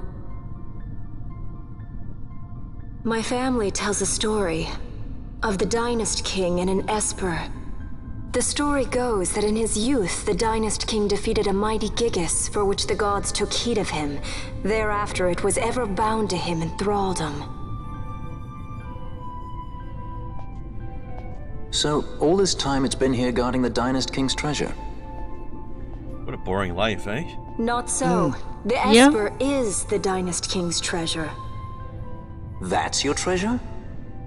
In this Esper we now command rests a power whose worth is beyond any measure. The real treasure was the friendships they formed along. Is that so? Call me old-fashioned, but I was hoping for a treasure whose worth we could measure. I don't know, but we just caught our first Pokemon.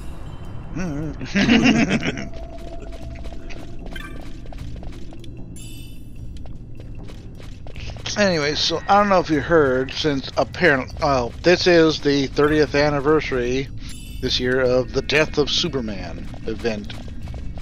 Okay. From back in the day. Yeah, that was the big thing in '92. The actually dies for a year. Yeah. That's when they had the 4 knockoffs, right? Right. We got Steel, Superboy. I thought Steel was pretty interesting. Yeah. Despite that awful movie. They should do something like what they're doing with the new Batman game with the 4 other characters. They could do that with the Superman characters too. Yeah. They'd have to do a Superman game first. Well, there's been a couple. Yeah, but we hadn't that lately. I mean, they ain't been doing it like all these Batman. Anyways, well, apparently DC's gonna do it again this year. Only this time they're gonna kill the whole Justice League. Well, yeah, there's a game about it. No, it's a different one. Found a rock. I rock. Got a rock. What's wrong? Your Majesty, we must go. Rock!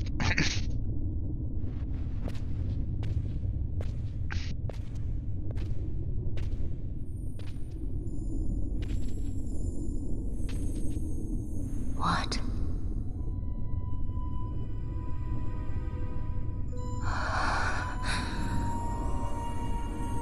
It's my dead husband. From that child marriage. Wrestler. I don't know what age he is, but he looks like mid-teens to me. Maybe upper teens. With a baby face. He's a map. Nah, she's maybe a couple years older than him. Me whenever he calls them maps. Yeah. I immediately start singing "I'm the Map" from Dora the Explorer. I've never seen that. Husband, cousin. Bling bling bling bling bling bling bling. You will be avenged. I wonder if they saw him too. Oh no, yep. Vaughn's watching him go. Walk behind her, Rabbit.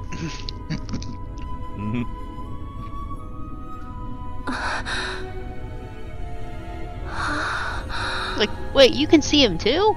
Yeah. That.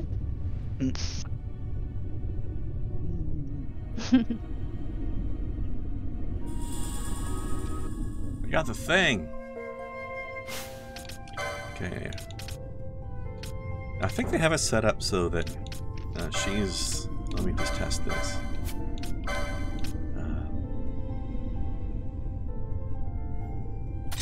Oh no, I thought maybe she might be the only one allowed to equip it, but I was wrong. But anyways, the you can see it too thing actually reminds me of something funny a friend of mine did. He had a character in a role-playing game. For anybody who's familiar with World of Darkness, this was Vampire the Masquerade character. Oh yeah. Who was a Malkavian, which is the clan known to be just fucking crazy. Yep. When you make a Malkavian character, you have to take, I believe it's 2 mental disorders for your character. And now there's a different clan in the game that has a unique clan ability to make illusions. But he got it okayed with his DM that he could have his Malkavian have this power just specifically for some role-playing fun to it. Because the fun thing is, his character didn't know he had the power to make illusions. He used it subconsciously. Which gave you fun situations like whenever he had his Malkavian hallucinations about things, he would subconsciously create an illusion of that thing. So therefore, what he's seeing must be real because everybody else is seeing it too. Okay, I remember, yeah, this Bloodsword... I don't remember if this one gives health back. Because if it does, it could be dangerous to fight undead with. Because if you use life drain on undead, you lose life instead. Because healing type spells work backwards on undead. You drain them, you get drained. But if you heal them, they get hurt. Which has led to some fun things in some Final Fantasy games where you're fighting like a skeleton boss or a ghost boss, then you cast the raise spell on it and it just dies. Or throw a phoenix down at it. Anyway, I had a shortcut back out, but I was trying to walk out so I could fight some more stuff.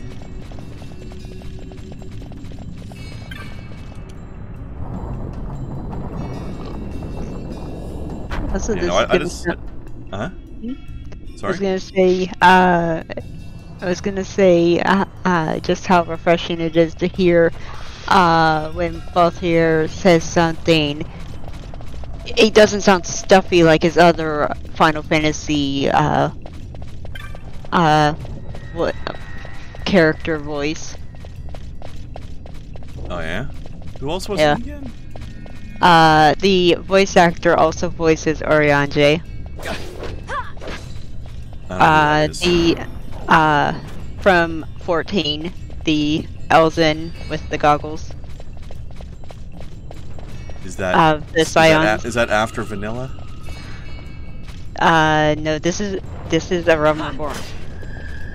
Oh, I must have experienced him then and just forgot. In a Realm Reborn, he is kind of a forgetful character, honestly. I don't usually forget that voice though. Yeah. But he's the guy who's like studying the Scions stuff, or from the Scions. Yeah. I think I vaguely remember him, at least conceptually. Not gonna lie, how he words things can get kind of obnoxious.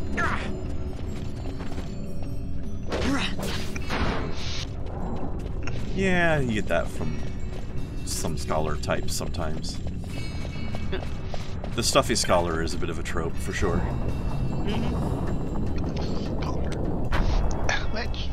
Which? Okay. Now I'm thinking of something else. I was mixing scholar and sage. That shoots. It shoots lasers. Scholar uses book. Yeah. Sage uses those weird little floaty thingies. It shoots lasers. Yeah, they're like that weird crystal magitech or whatever, right?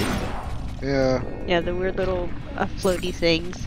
Although, in A Realm Reborn, Oriade actually uses something completely different. Yeah, I don't think he's technically a member of the same class that players can be. He fights as an arcanist, but his weapon is different. He doesn't use a book in A Realm Reborn. He uses what they were going to use instead, which was like this little short staff. But they changed it, so...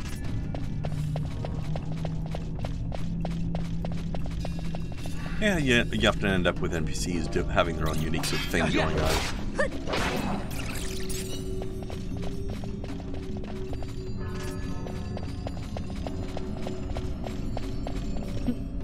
I guess I'll take this teleport out though, because I don't want to have to... There's no more fights on the way out, it's just a long hallway. So I'll pop out.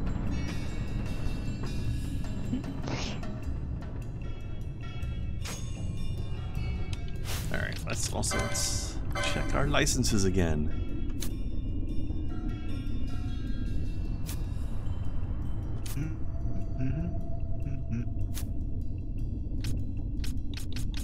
So there he is. Ah, okay.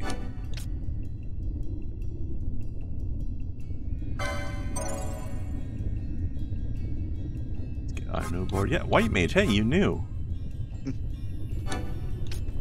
This game knows me. Final Fantasy, you get me. Okay, and press Y to toggle to the other one. Okay. So there's some stuff filled in because it's the same stuff that I bought on the other board already. But importantly, I have to teach this boy some cure spells.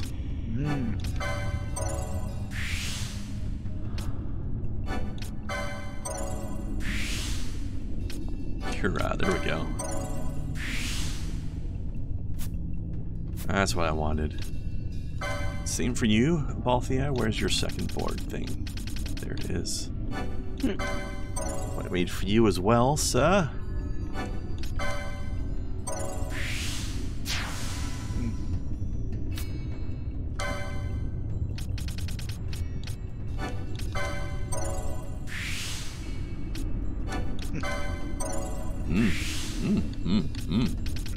Oh.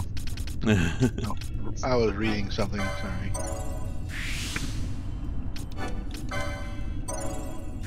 Must have been highly entertaining then. Oh, yes. Okay, you remember the movie The Fugitive with Harrison Ford? The what now? Fugitive. Yeah. You know it had a sequel, right? Nope. Yeah. I did not know that. It was called U.S. Marshals. And instead of focusing on Dr. Kimball, Harrison Ford characters, it focused on Gerard, the U.S. Marshals. In this case, they were chasing a new fugitive. And I was reading this article from the website, the Ultimate Action Movie Club, and it said why U.S. Marshals is better than The Fugitive.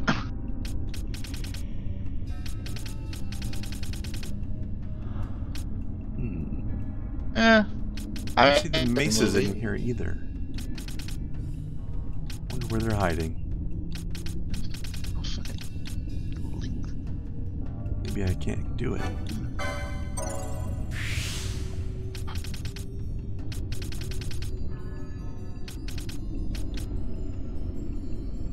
It would be strange.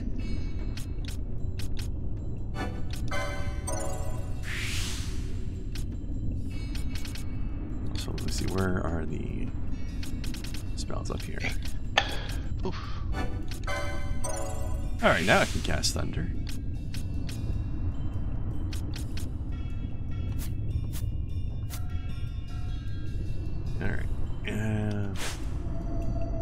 Get out of this place.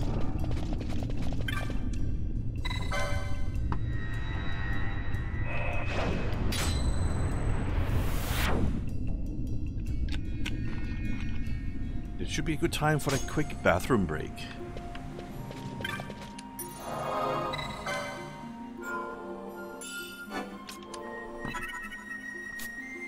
Alright. Quick bathroom break, everybody. Everybody go have a quick pee-pee. Back in a minute.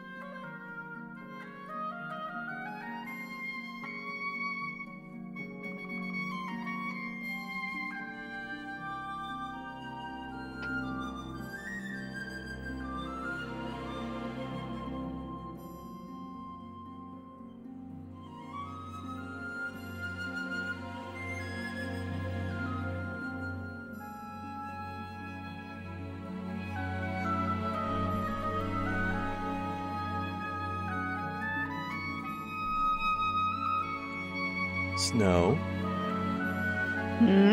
Where did this spell list come from? I don't know, I just randomly found it.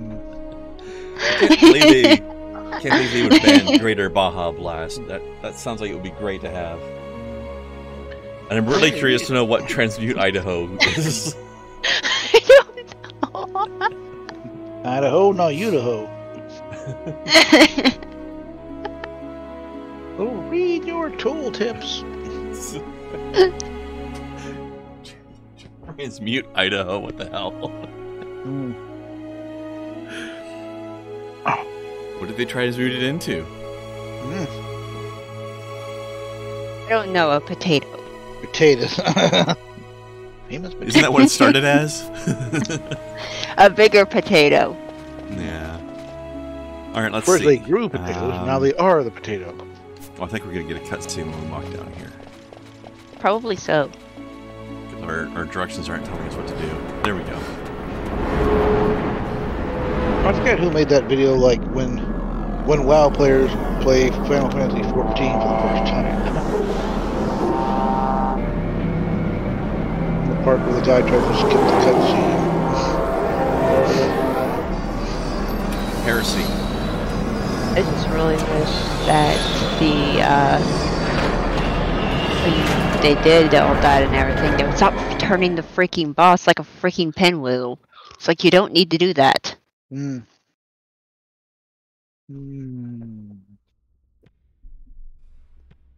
Such a tremendous honor to again be graced with your presence, Majesty.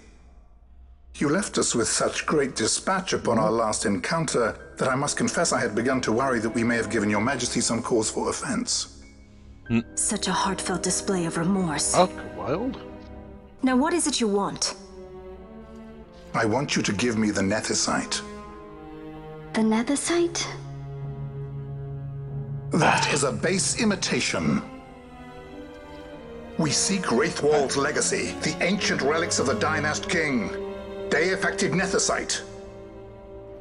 Did you not tell them, Captain Azalus? This guy has stupid hair. Majesty, he speaks of the Dawn Shard. That is the Nethicite. They all kind of got some. Are you mad, Vossler? If we are to save Dalmasca, we must accept the truth. Hang on, Blast. I will fight this profitless battle no more. Captain Azalus has struck a wise bargain. In return for the Dawn Shard, the Empire will permit Lady Ash to reclaim her throne, and the Kingdom of Dalmasca will be restored. Think on it. An entire kingdom for a stone, you must admit, is more than a fair exchange. And when all is said and done, your master will have another pet. Lady Ash, let us take him for the people of Dalmasca. Your Majesty wallows in indecision on peril of their heads. And his shall be the first to fall. Well, at least your sword is to the point.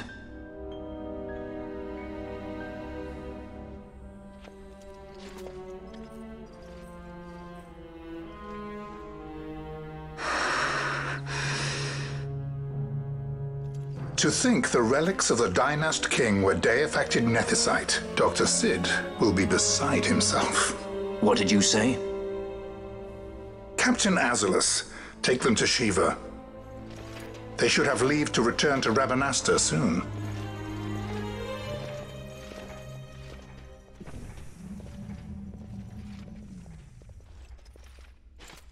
I want you to assess its power.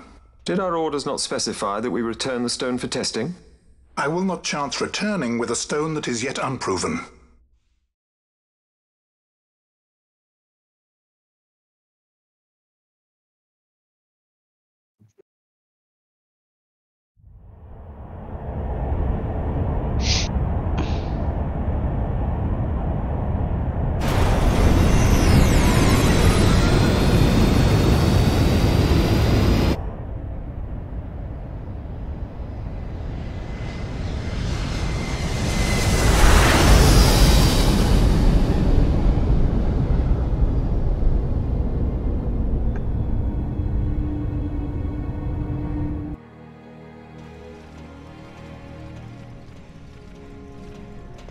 When we return to Dalmasca, we can announce that you are alive and well. I will then continue our negotiations with the Empire. I believe Lars has the key. He'll listen to us. We should trust him. Who are you, Vossler, to talk of trust? A son of Dalmasca. Right then.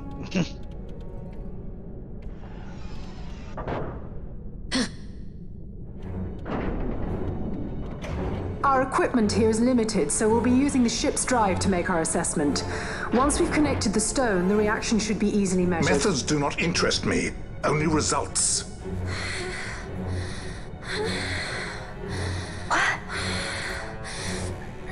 Fran? Such heat! The mist is burning! Uh-oh. 6,800, 6,900, 7,000! This must be day-affected Nethicite! The count still climbs! Ah, we found it at last. True day-affected Nethicite. The power of the Dynast King in my hands. Blood alone does not an emperor make, vain. What is this? Something's wrong! What is it? You stand! Hold it down! Don't fuck with the bunny. It, Gonna go Night of the Lepus on your ass. yeah, the mist there kind of makes... What's wrong with her? I always makes knew Fred didn't take well to being Vera tied up. go feral. I just Every never bunny knew was how coming much. And not in a good How about way. you? And strong enough to bust out of her Let's get out of manacles. here. Yeah, No farther! there were two. Sky pirates. The future of Dalmasca will not be stolen. And if I remember correctly, if I were to have Fran in my party for this part of the game, she's Why do permanently this, berserk Vash? mode. This struggle is futile. You must know where it leads. I do know. All too well.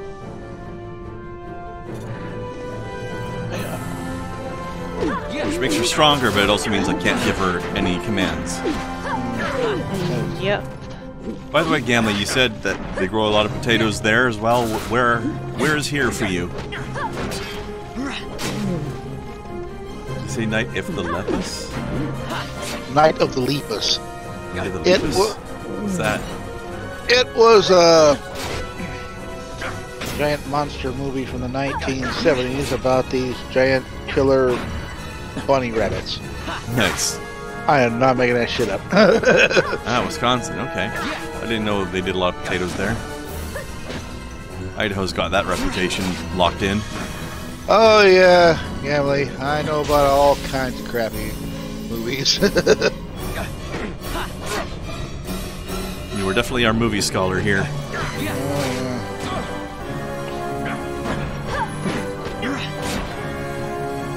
I also made the joke about when she started kicking ass. I said, every bunny was kung fu fighting. Yeah. You don't want to piss Fran off. No, not at all.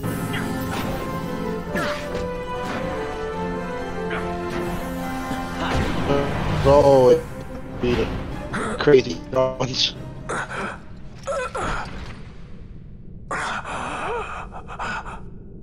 Ones you never suspect. Well, that fixes your ass. Engine power falling rapidly. Each negative. Impossible. Engine room, this is the bridge. Report. What are they doing down there? Happened? You happened, dumbass. Disengage it at once. It's your fault. It's infected. Shall reach critical in 300. Cascade failure. Warned you. Yep. And you were talking Ash, about let's go. people having crazy haircuts on that.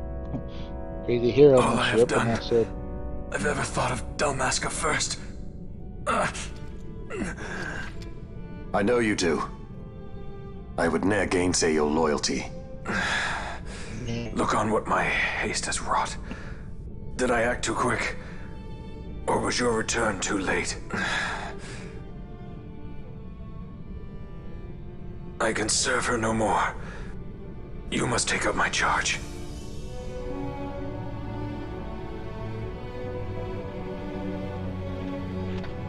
No, Burnswell, he's not having an asthma attack. He's having a we just beat the shit out of him attack.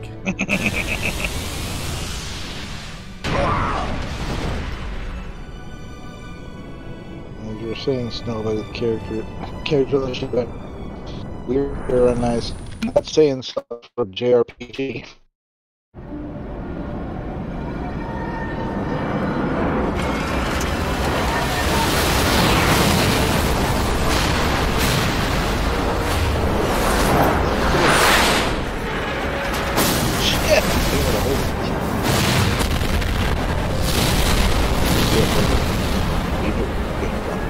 This might get a little dicey. The mist.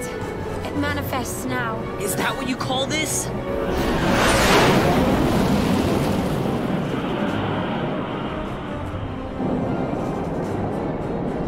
Yep. What's that?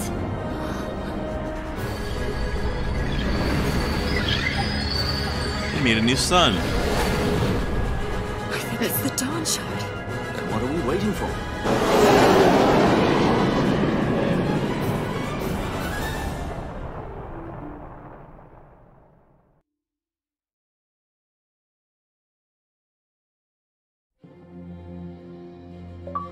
The dreadnought Leviathan is sunk. the 8th Fleet of the Arcadian Imperial Army lost. As word of the events in the yacht sounded throughout the Empire, quit I Bujerba, citing sudden malady.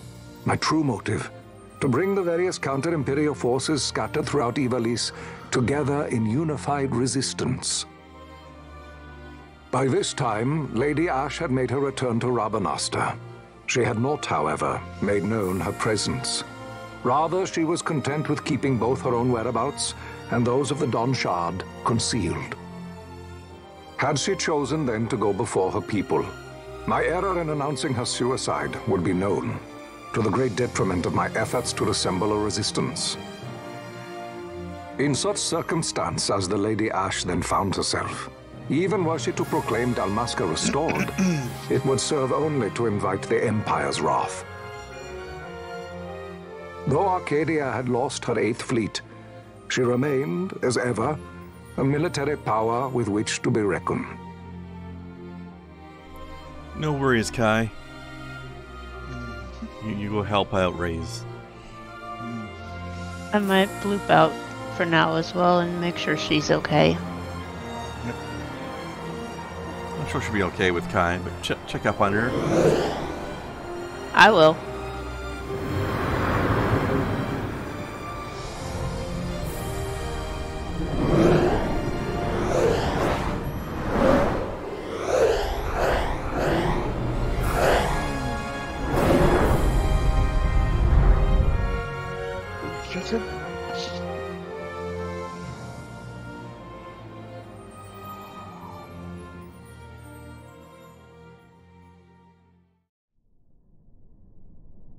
The Rosarian Empire assembles a vast host under guise of martial exercises. It is our belief they wait for the proper pretext, the sooner to make their strike against Arcadia.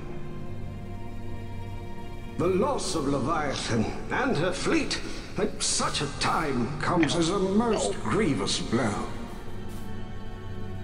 Were Rosaria to invade, the battle would be hard fought. Had Lord Vane not deployed the fleet so capriciously, we would not now find ourselves in such perilous circumstance. Lord Vane shall be made to answer for his actions. It is the will of the Senate. Excellency, though he be your son, justice must be served. A convenient thing, justice. And so I must now make a choice between my throne and my son.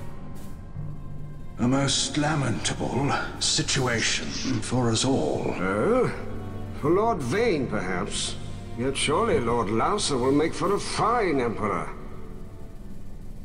Lauser so adores his brother, and he is yet young.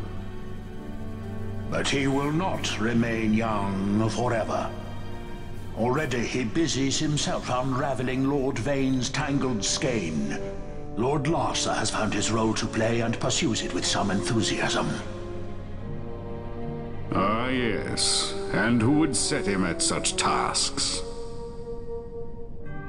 What matter? Lord Vane himself once saw his elder brothers brought to like justice, did he not? At your Excellency's behest, as I recall.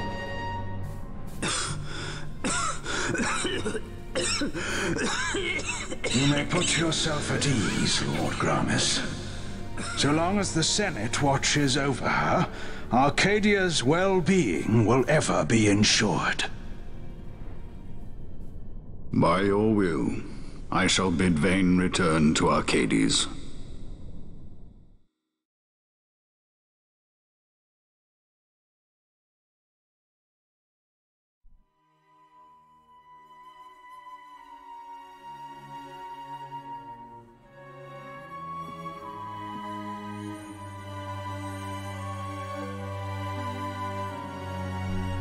The Force Ghost is back.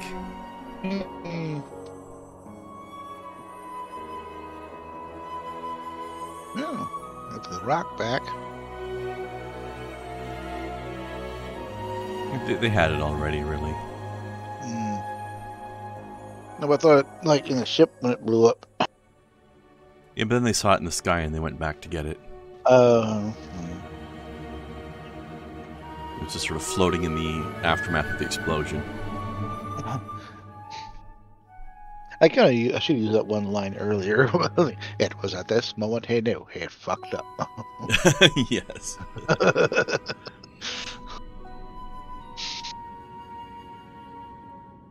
So, it was the Dawn Shard that brought down the Imperial fleet.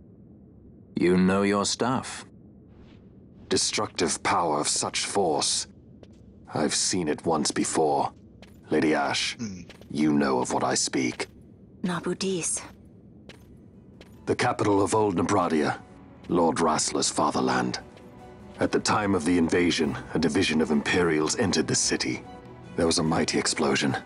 Friend and foe died alike. Something was there. One of the Dynast King's relics.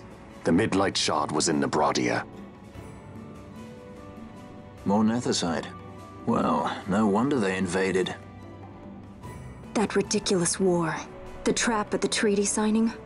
All this because Vayne wanted power. He must not be allowed to claim the Nethicite. The Empire must never hold it. Oh, they already do. The Dusk Shard, most likely the Midlight Shard too. Besides, can't they manufacture Nethicite now? Very well. Then the path set before us is clear. We'll use the Dawn Shard to fight them. Dalmasca does not forget kindness, nor ill deed done. With sword in hand, she aids her allies. Sword in hand, she lays to rest her foes. This Nethicite I hold must be my sword. I will avenge those who have died. And the Empire will know remorse.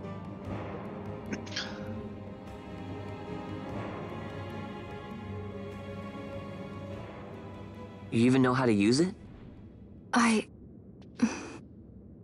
The Garif may know. The Garif people live by the old ways. Magicite lore is a part of their culture. They may hear it. The cry of the Nethicite's power. Whispers of the stone's menace. Dangerous though it be, what we need now is power. Should we declare Dalmasca free without the means to defend our claim, the Empire would crush us. You must take me to meet with the Garif. They live beyond Osman Plain. Not exactly close. Compensation, is that what you want? Straight to the point, aren't we? I like that. Compensation. How about the ring? This? Isn't there something else? No one's forcing you.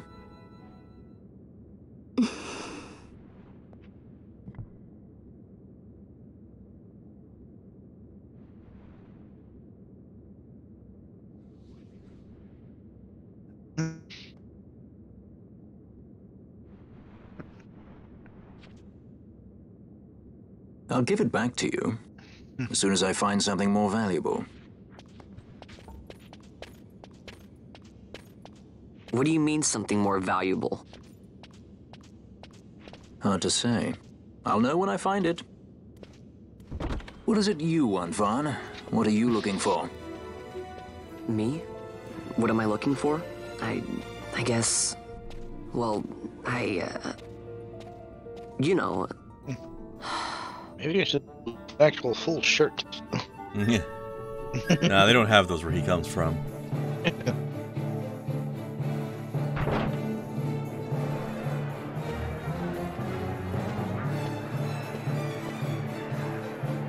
The Garif are said to dwell in Kirwan. So they do. We'll need to head south, past the Giza Plains. It is the rains now in Giza. The wadis will be swollen with the deluge. Passage may be difficult. But those same waters may also lay open new routes to us. Regardless, we must go south, yes? First things first. You're eager to be on your way, I know. But we should see that we're prepared before setting out. I made my resolve 2 years ago. I swore to overcome any hardship I may face. Man cannot live by resolve alone, Princess. Too poor to afford the sleeves. Or even the lower half of their shirts. No, I think it's just a cultural thing because they're in a desert.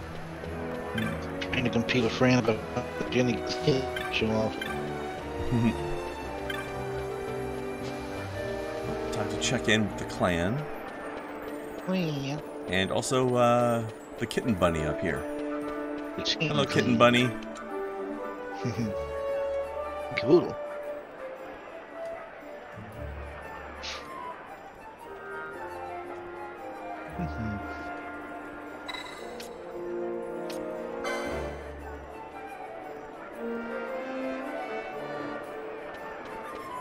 Okay.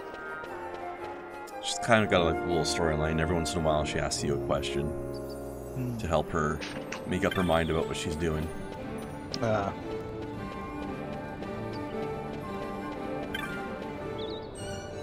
at least it's check not in once in a while, huh? At least it's not a fetch quest. Yeah, those are elsewhere. Bunga, bunga, bunga.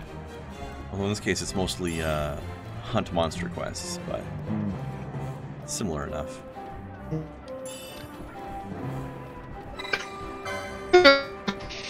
Whoa. Mike's freaking out again. That may have been me yawning. Well, I just mean we're going robot style again. Damn it. That's a good point, Burnswell. People actually listen to advice in this game. It must be a fantasy setting. I'm saying, it's that damn singularity again. I have sublimated.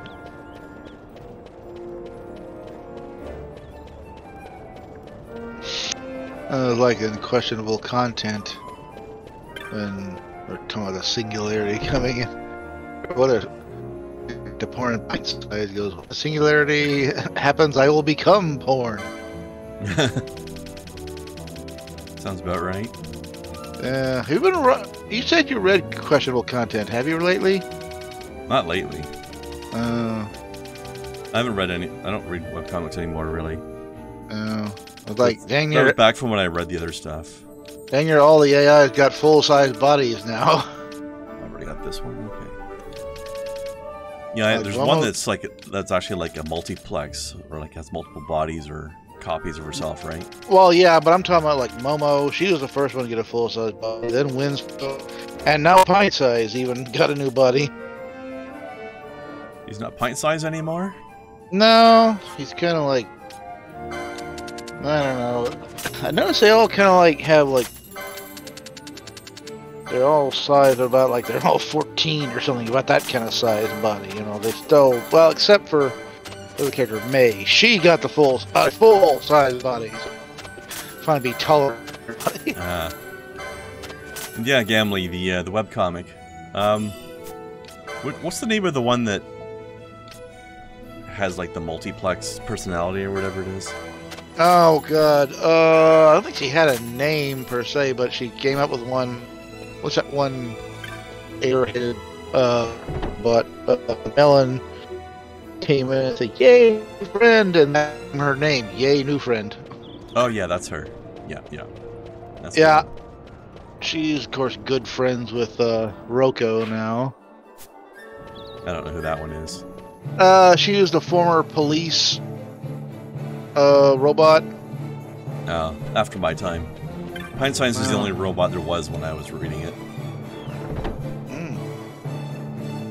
We have a whole bunch now. There's Momo, there's Marigold, and of course Winslow is Handle.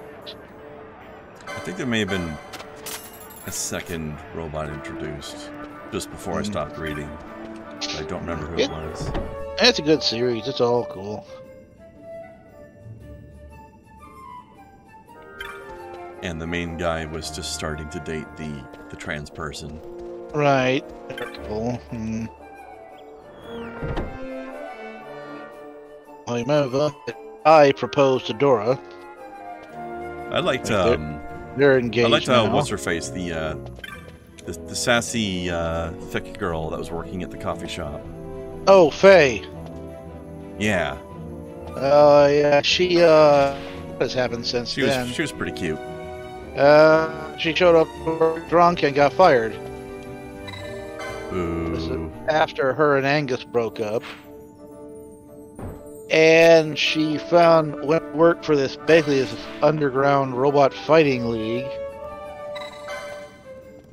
And that's where she met Bubbles, who worked there. And when that broke up, her and Bubbles started a robot repair shop and fell in love with each other. All right. So yeah, Faye is in a relationship with a robot. Weird. Yeah, well, that's the world of questionable content, you know. Yep.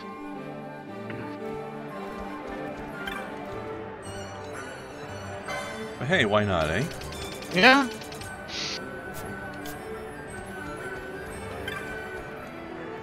They introduced a new character this last couple of weeks. This girl's named Sam. Named what? Sam. She's a Sandwich? Sam. Oh. Daughter of the guy who owns the bakery. Jim. Who's like, I think he's dating Martin's mom now. Or they have been. But she's got a new friend, so it's a new character got introduced.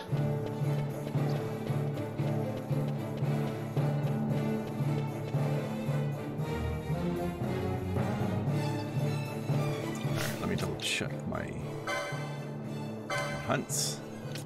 I did like one thing. You'd like this being from Canada, because this new character is from Canada. It's like, it's almost 80 degrees out. Aren't you burning up that sweatshirt? No, fine. Wait, what's 80 degrees in Celsius? Let's see. 26.667. All of a sudden the character started looking woozy and next thing, I try to cool her off. Like, once she understands what the temperature is in Celsius, now you don't feel it until somebody explains the number to you. That is that is definitely a little bit much for wearing a sweater. Yeah. I like them to see the shirt she's wearing underneath says, "I'm not that into hockey." Oh wow. She's gonna get excommunicated out of Canada. I thought you didn't like hockey, do you? You're not that into hockey, you're in Canada, so the Canadians into hockey. I think a lot of them are.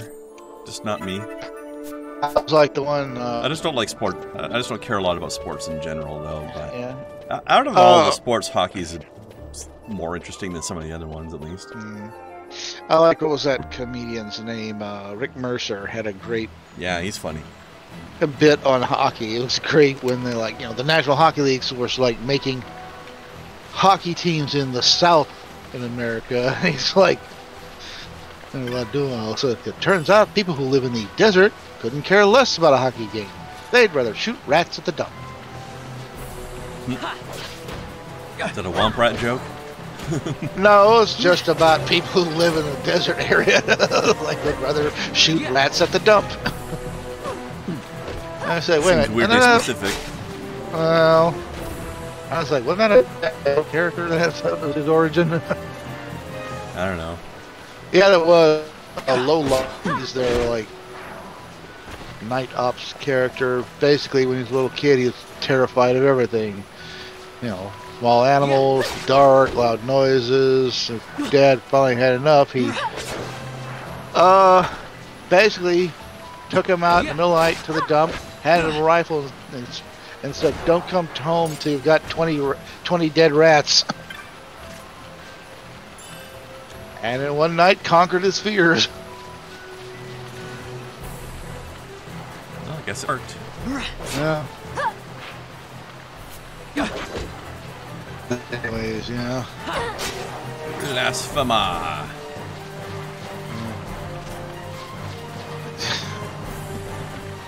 He just needed a fetch quest to solve his fears. Yes. Pretty much. And,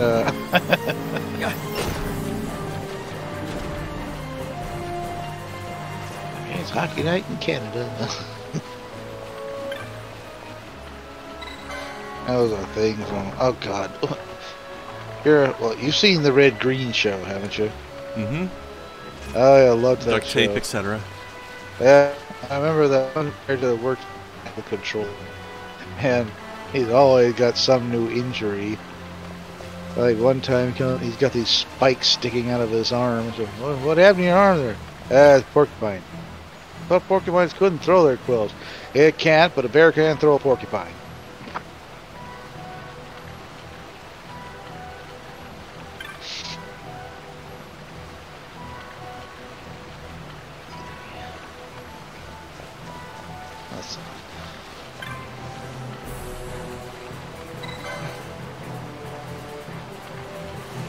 We just got a quest from a ghost. Ghost quest. See, he's all see-through when we get farther away from him. It's the newest reality show, Ghost Quest. God, that's the dumbest thing. What was that? Fucking Demi Lovato doing like a ghost hunting show now. It's like, there's comes the time to realize your career as a star is over. To go fill out applications at Walmart. Yeah. If I was ever at this point, if I got rich and famous on YouTube or something, and then it flopped, and people said, "Well, if you're a McDonald's," I said, "Fuck that! I'll fill out an application at a pizza place. I know my shit. Pizza." Still go on there. First day, we stretching dough, and they're like, "Dang, man!" It's like, Stretch dough, sauce, cheese, oven, dough.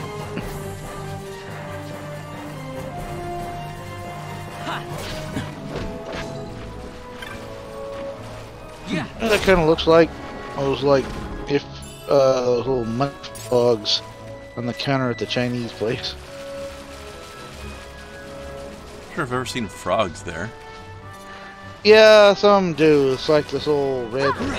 No, I'll get the stone. Probably made out of resin now, but old toad thing, and you're supposed to, like have a coin in its mouth, and you're supposed to lay coins on top of it. And if you do that, it'll supposed to be like bring prosperity to you. That's almost kind of the same. Well, it definitely brought prosperity to the store. I guess it's just the same equivalent of like throwing a coin in a fountain. Look at this freakish thing. Hello. Ah. Hello. How are you? Woolly Gator. Wasn't that a Hanna-Barbera character? I don't know. Oh, that was Walt. That was Walt. Sounds like mine.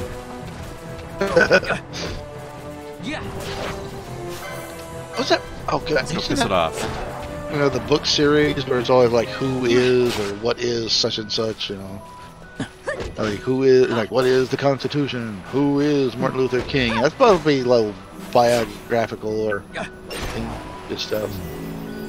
Well, they actually had one on Scooby-Doo, and I picked it up and flipped through it, and yeah, a lot of information I knew already, but it's like, oh, good do they acknowledge all these people, and that's like, that's awesome.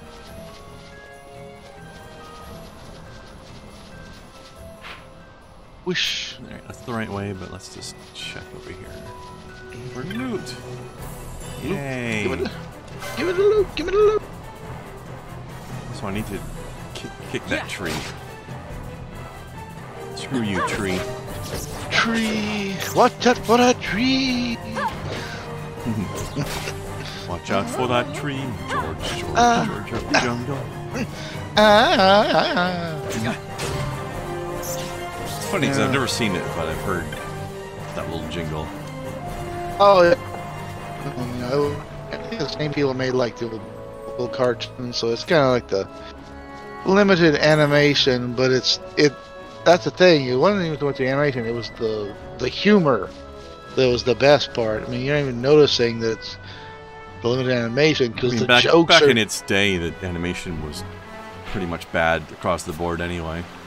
Well, some. I mean, you had somebody like Mothers or Disney, their animation was still not much, but then you had a movie level animation studio. Well, yeah, but that's Disney though. Yeah. Well, even Warner Bros. You know, the old Bugs Bunny cartoons. But anyways, Hanna-Barbera is known for having mediocre animation, but yeah, that's not the draw though. But even like I think the Patty Freeling, like the Bullwinkle cartoons are kind of stiff-looking animation, right? Limited frame rate, and Doors of the Jungle is the same way. Yeah, that's what I'm saying. It was kind of standard in the day for the most part. If you watch the old Spider-Man cartoon from the 60s, oh boy, that's still. Oh my god, that was. I like how whenever he's running down the street, he's running past the same buildings like 10 times. Oh, yeah. Well, if you had somebody like Filmation, a lot of rotoscoping, which just animate over a live model, or live footage. So, my favorite is when Spider-Man, they had Spidey like swinging through the countryside in the air with his just shooting his webs up into the sky where there's nothing to attach well, to. what's like what's there attached? Yeah, how's he? Yeah. Oh, hello. Thing. You're a biggin. Yep. Oh, you're the crocodile. You're my hunt quest. Go on, someday, mate. You don't rewatch old shows anymore, Burns? I generally don't either. But I watched that version of Spider-Man when I was a kid. We'll watch them also. Hell, I've got right here I've got the complete collection of He-Man and the Masters of the Universe. Yep, that one too.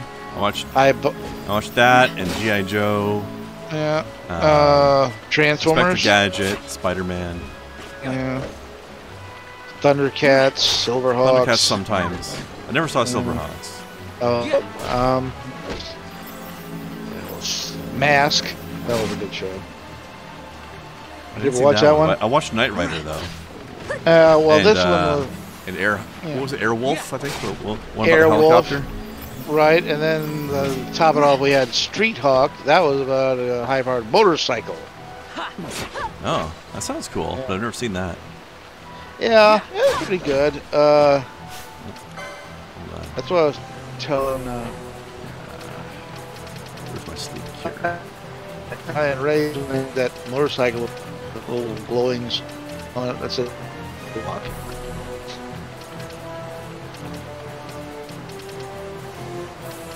Not have a specific cure for sleep? It's not. Alright. Well, we do have one cure for sleep. Coffee? Wake the fuck up! Yep. There. Throw some ice water on him. Wah! Hit him with a stick. Stick his hand in a pan of warm water. That won't wake him up. That'll just make him embarrassed when he does. Well, we'll wake him up when he feels something wet. Not necessarily. I didn't even know that was a thing you could do. That actually worked. I never heard of it until I watched the MASH episode when they did it to Frank. Yeah. Gamley wants to know, who is this guy talking who knows the obscure TV and movie stuff I have vague memories of? This is my friend Blast Action. Hello. Yeah. Oh, well, I'm old enough to have remembered all those things and been there, and then I keep that stuff in my head. You gotta remember, at the time that this stuff was coming up, that was when home video was becoming a thing. So, when your dad can get a VHS and some tape, and you can start recording all that stuff to watch over and over again. Mm-hmm. Voltron. Okay? I don't forget Voltron. Remember that one? Oh yeah, I watched that. Both versions. Vehicle and the Lion version. I only watched the Lions one. Yeah, there's a Voltron collection on DVD right now, and it has both series. And, yeah. That reminds me, now that I've got cure spells for everybody, I need to change my, It was called a crocodile. I was calling it a crocodile. I was calling it a frogodile. I need to change my gambits around. And what was the other show I liked? It only lasted one season. It was kind of like in the same vein as Voltron. And It's called Mighty Orbots. And this guy, it was like a superhero show. This guy was fighting evil alien he had 5 robots, and they could all join together into one giant robot. And they attached his ship to it, makes some big, powerful robot. It was kind of a Megazord before there was Megazords. But it was good. It's like I said, only lasted 1 season. And I don't think anybody's released it to... I don't think it's ever been released to home video. I think the only way I saw it was... I think this was in the late 80s. I found... I had 1 episode on home video.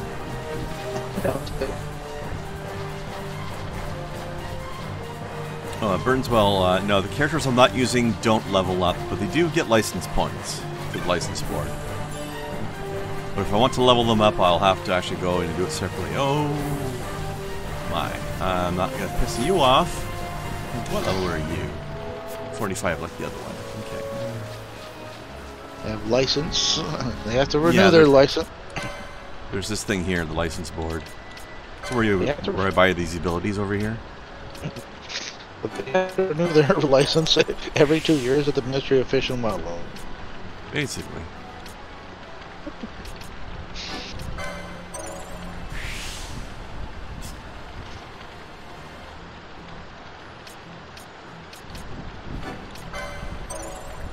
Remind me of the Great Green episode, the fishing episode, where the guy from the Ministry of Fish and Wildlife kept busting everybody for illegal fishing. Yeah. Like one was using dynamite, one was using poison. Sounds about right. And then the last where he says, when he even, well, I've had it. He came over to my boat, confiscated everything, my rods and reels, hooked my lines. What would give him the right to come over and take all my stuff? His stuff. He borrowed it from him last year. It's not stealing when you're just reclaiming your own stuff. Yeah, exactly. It's like...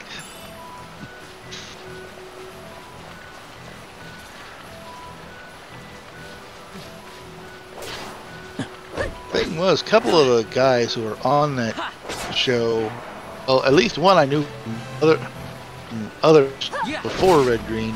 A couple other see pop TV shows after Red Green.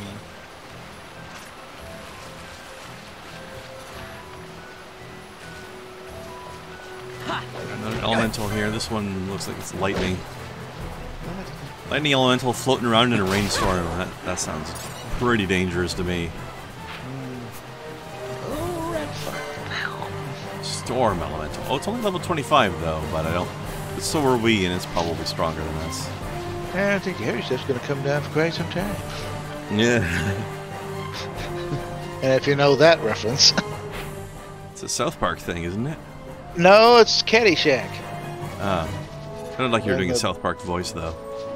When a bishop is like playing golf and it's starting to rain, and you know it gets heavier and heavier. At one point, when somebody should come in, and he looked at Bill Murray's character and said, "I keep playing. I don't think the heavy stuff's going to come down for quite some time."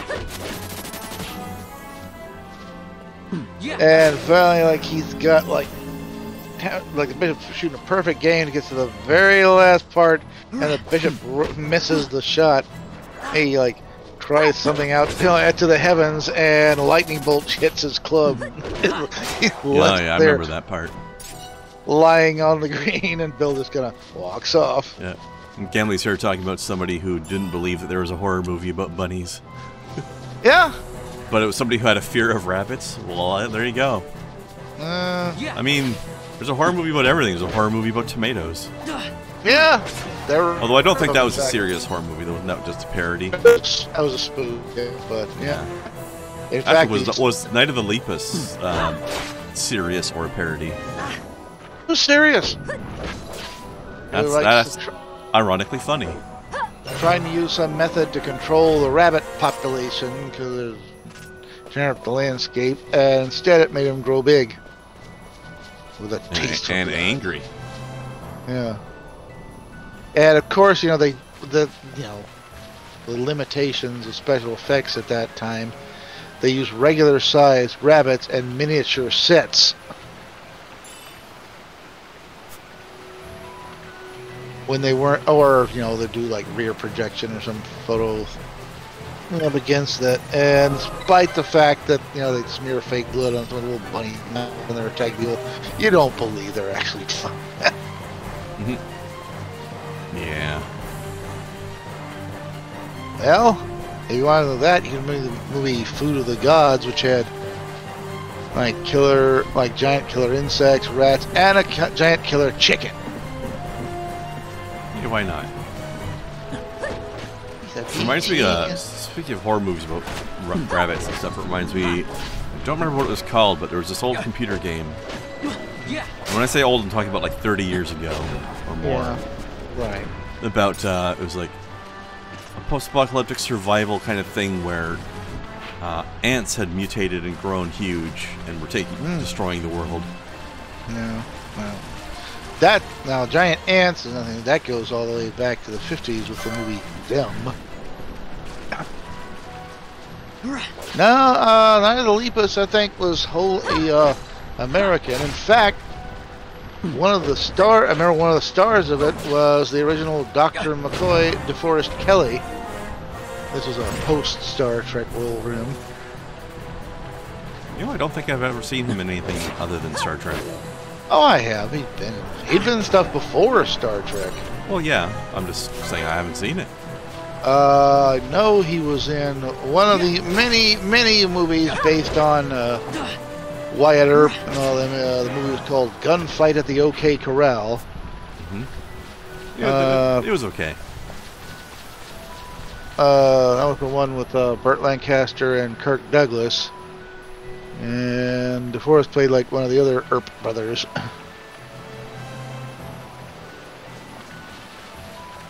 I mean, I have seen so many movies based around that. Yeah. It is one of the more notable points in history of the old. Oh yeah, good old Twilight Zone gambling. That's a classic. Twilight Zone and The Outer Limits. I'm not sure if I've seen that one. No, what? I've heard of it, but I don't think I've ever seen it. Well, that was a good show. Really good. You can see a lot of people before they were not stars. Actually, you know what? Let's Same thing for Twilight Zone. Steal from this guy. I'm gonna steal some of your fur or whatever you got. Oh, yeah. There we go. Raithwall. Well, that's because most of this, there wasn't much meat there. I don't know, it looks like he's got a lot of meat. Yep. I still need to get that dang series, Delicious Dungeon. I'm meaning to read it. Or basically to save money on food, they just eat whatever monsters they kill. Yeah. Might as well. It's efficient, eh? I've never seen the original. I've seen the second, Return of the Killer Tomatoes. I mainly saw that it started Clooney. I haven't seen any of them, but that's what I was referencing earlier about horror movies about tomatoes. Yeah. What a thing to make your monster. Of course, now we got all sorts of giant monster movies thanks to Sci-Fi Channel. Sharktopus and the giant anaconda. There's a killer mountain. I ain't kidding you. Just realizing I need to find another Gambit slot for this guy here. Gambit. Gambit. They throw cards and they explode. Why can't I? So I gotta change this first. Hold on.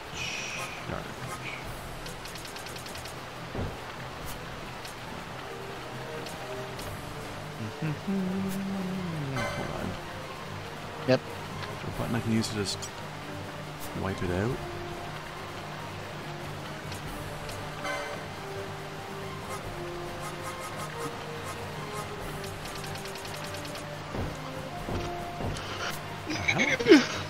Not ready to be unassigned. Oh, okay. There we go. Alright, self, mana.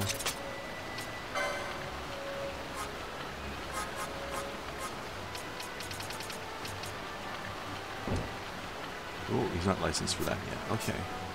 How about you? Yeah. Alright, well, we'll have to fix that. I don't think I have the points, though.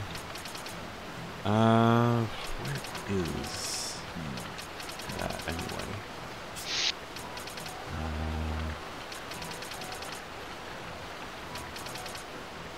Gotta find it on the board. Where even are your techniques?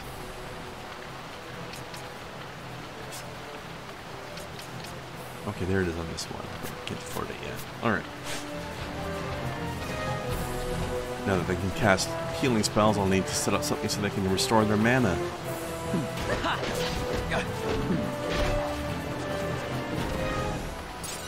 Somebody named one of her sons Remy after Gambit. Yeah. He gets it. Well, there are worse people you can name it after, I suppose. Yeah. I have to have a... talk about... earlier about least I could do. Rain has got to name at least 2 different women's babies because he helped deliver them. That's a terrible idea. And so what's the one? Nancy, his assistant. Her baby's named Logan. And his friend, I forget what his friend. That'd be awkward if it was a girl. The other one's baby is named Aragorn. Okay, that kid's gonna get teased like mad.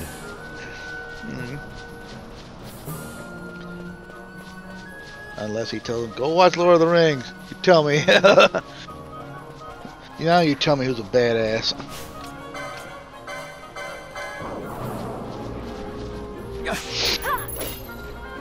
An African woman who named her daughter Toothbrush? Wow, that's sad. Did she speak English? Did she know what it meant? Probably not. Sounds like that stupid Womble, reading off random facts. Did you? In Japan, it is legal to name your child buttocks or prostitute. Ugh. Awful. I'm gonna guess it was the Japanese words for it. So. Well, yeah, but that doesn't make it any better. Then again, certain characters or words can have more than one meaning. Like written out character that often do. The number 4 can also mean death, which is why like a lot of hotels and buildings don't have like a room 13 or a 13th floor. A lot of things, especially hospitals and retirement homes, do not have a room number 4. That's a lot more awkward. You run into it way sooner. You don't want want grandma staying in room. Yeah.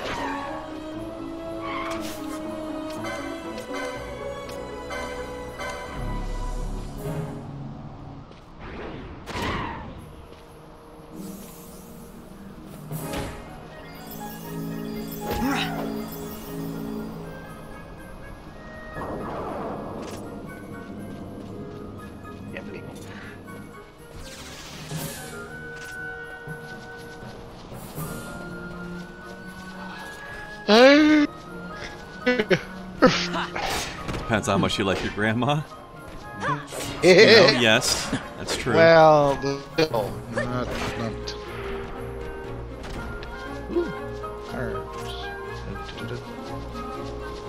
There's Spiky Horse. Horsey. Much spike. Horsey. Yeah.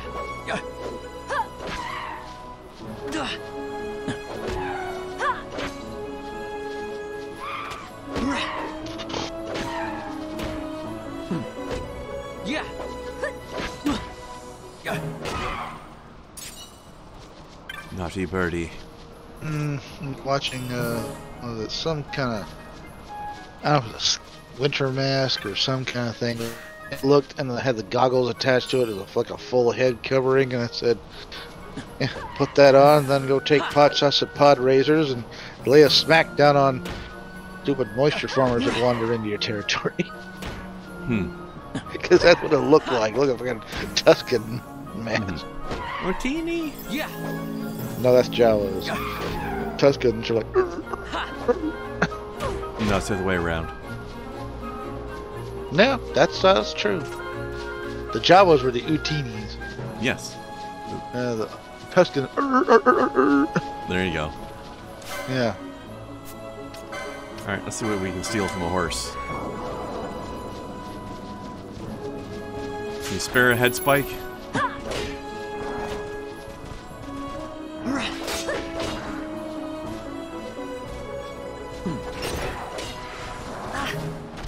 You've got plenty, don't be so greedy.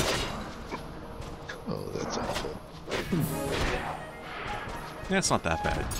Oh, I'm looking at something else there. That's what I said was awful. God, I can't even begin to describe it there. Yeah, maybe that's for the best.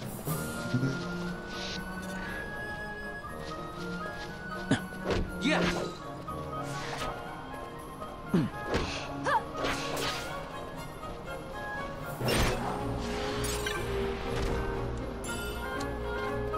Tanned his hide.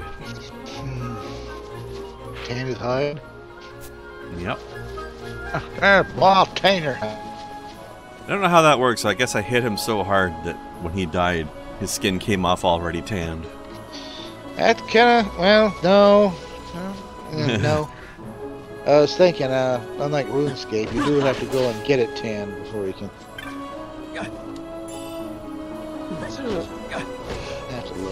There are certain things where you had to go as single person and get it. Well, like if you want planks, maybe you gotta take logs, sawmill. There is a later after you unlock this one, you can get a spell to just turn logs into planks by magic. And I'm wondering if there's a tanning spell as well, because otherwise you gotta take your hides to a tannery to get them to do it. If they have that other spell, it would be logical to have that one too, I think. Yeah, it does, but that doesn't mean it's gonna be there. Logic doesn't. Let me see. It's true. Let's see.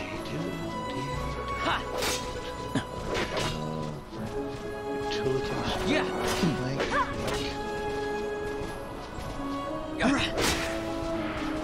There's a bake pie spell.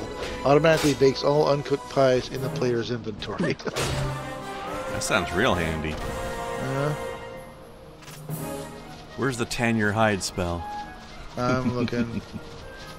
Cure plants, so you can, if you get plant disease, you can cure them without needing a potion. I've heard of curing hides, but not plants. Yeah, like if plants get a disease or pest or something, they that can kind of be cure. diseased and die, Not the crafting kind of cure. There's humidify. Fills all vessels in the player's inventory with water. Gambly, no, I never had an Apple IIe. Even when you were a fish? No. Spin flax. It's at least spin flax in the bowstrings. Tan leather. Yep. There you go. Reminds me of this game though. On the, I think it was Super Nintendo, called Evo. You started as a fish, but then the game was about evolving into other things. It's pretty cool, actually.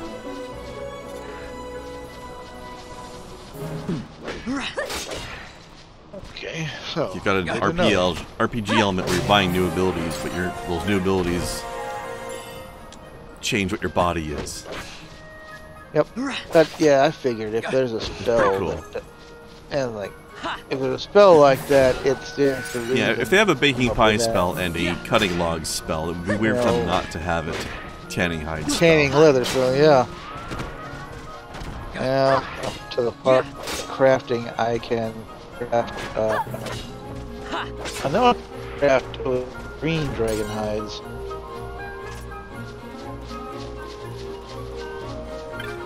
To blue or not yet.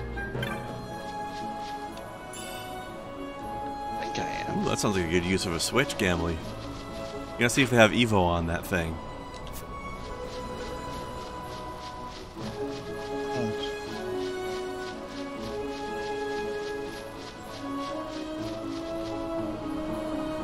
And oh, make sure you get Blaster Master. Love that game. I see them doing like all their game systems on the Switch. I mean, I love their Arcade Archive series, especially the one with all the SNK Neo Geo games. But there's one game, it was for the Sega Genesis. And it was kind of a, I don't know if I'd call it a sequel. They didn't specify it was a sequel or prequel, or I'll call it a spin-off of Final Fight. It was called Saturday Night Slam Masters. It was a wrestling game. And of course, you know, the character from Final Fight, the mayor, Mike Hager, former pro wrestler. And he's one of the playable characters in there.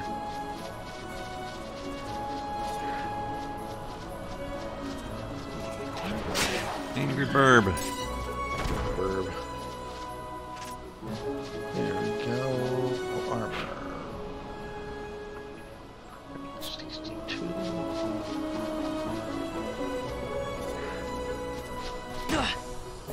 Not yet. I can. Right now, I can make green dragonhide shields.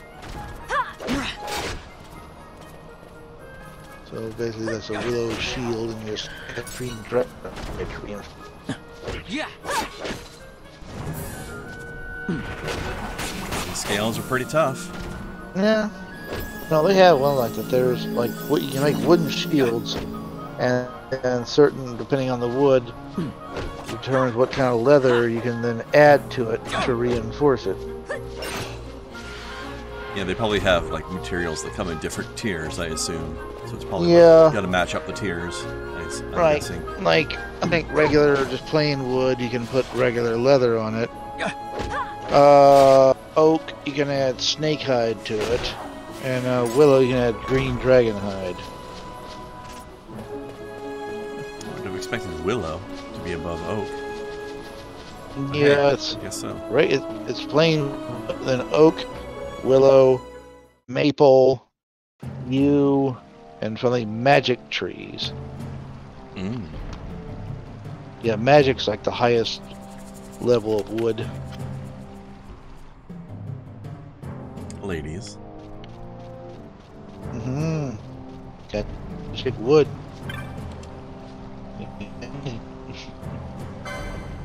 I feel like that was a line from one of the Dolomite movies. Was Hack's telling about some big guy. He says to the woman, he might not know if he's in you, but you'll know he's on you. Like, damn. Damn.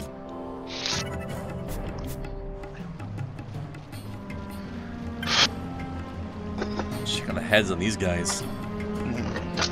Hang on a minute, I'm AFK. Mixing a drink. Ooh. Hi there. Parrot men. It's kind of like those masks from Stargate.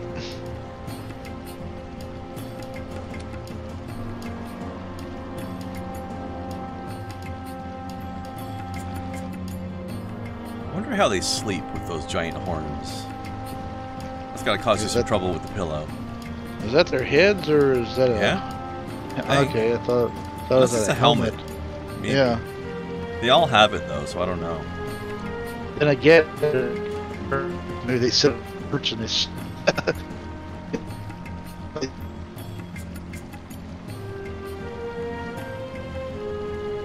Nutty. Lord Nuttington. They are masks? Gamley says they are masks, okay. Okay. It's like they sit up I've like never seen one without one, so I wasn't sure.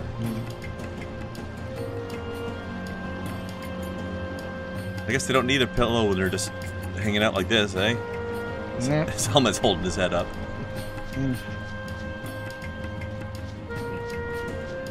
Got to cut it's gonna cut into the mattress. Yeah. Gonna have to reinforce that thing.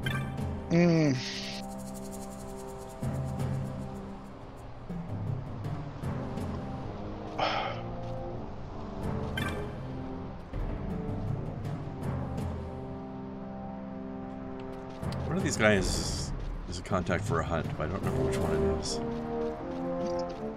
Hunt down. Jim. Got an item store though. Oh, Jim and I are.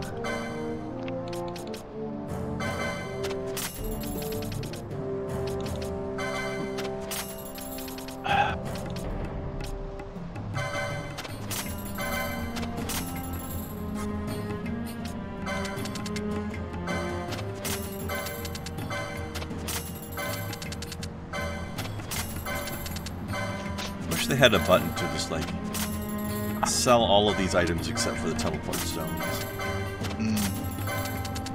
Oh wow.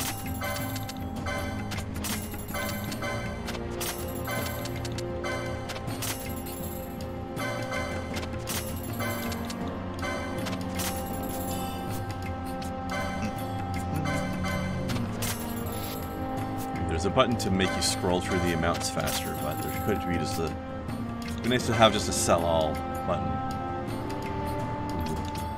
Flying tongue is good, but it's risky to use because some people will heal off of that.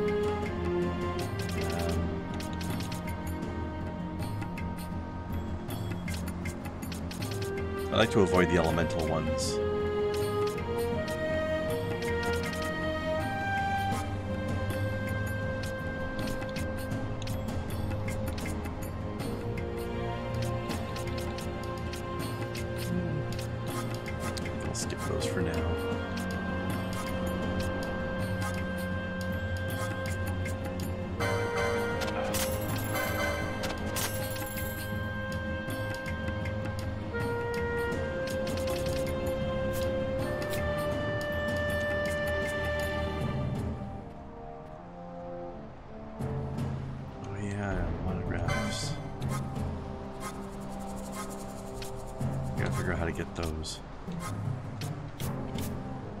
There's these items you can get that will make the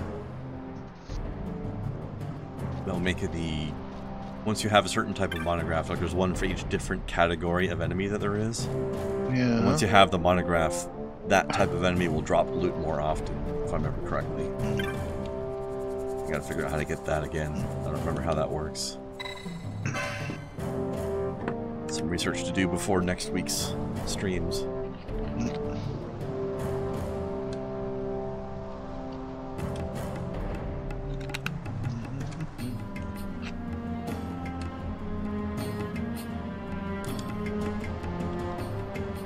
Or possibly makes the loot drops higher quality. One of those things.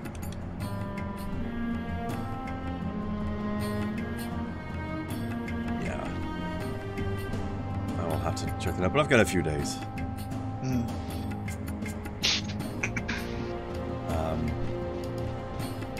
Yeah, because of course on Monday and Tuesday I'll be playing co-op Satisfactory with my friend Kai again.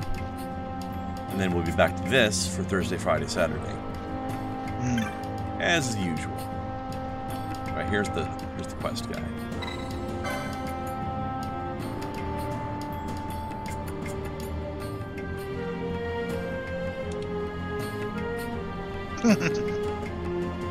The Onion posted a good one. It said, Horrified anti-vaxxer discovers everyone who got smallpox vaccine in the 19th century is now dead.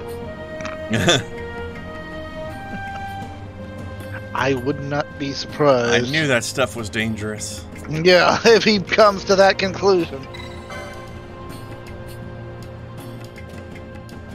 The fact that it was more than 110 years ago. Now, that's a nice mask. That's something. Oh god, that reminds me. I forgot to watch the latest video from Kamui Cosplay. He was making something. This nethicite.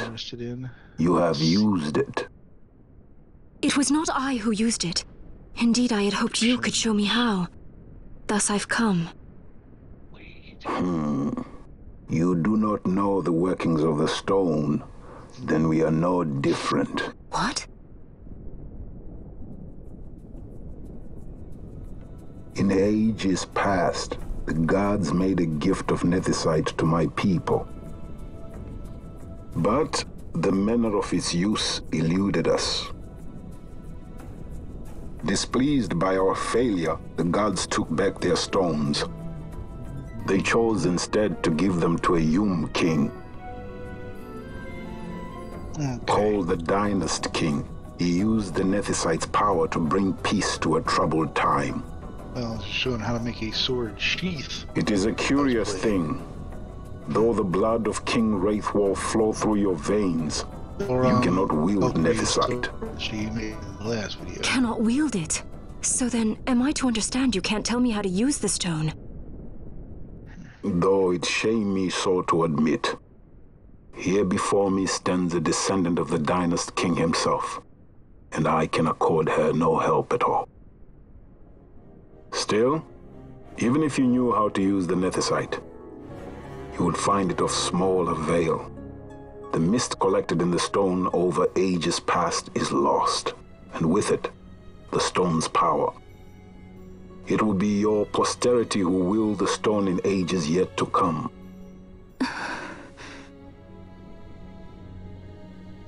I'll be looking at my posterity. This stone is devoid of power, empty, yet full of thirst. A terrible longing to drink the world dry. The power of man and of magic, of good and of evil. It is often those who desire nethicite whom the nethicite itself desires.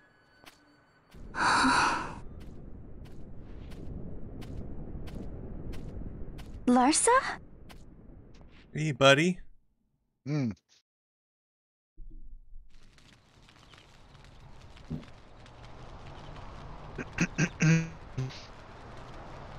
Haven't seen him for a little bit.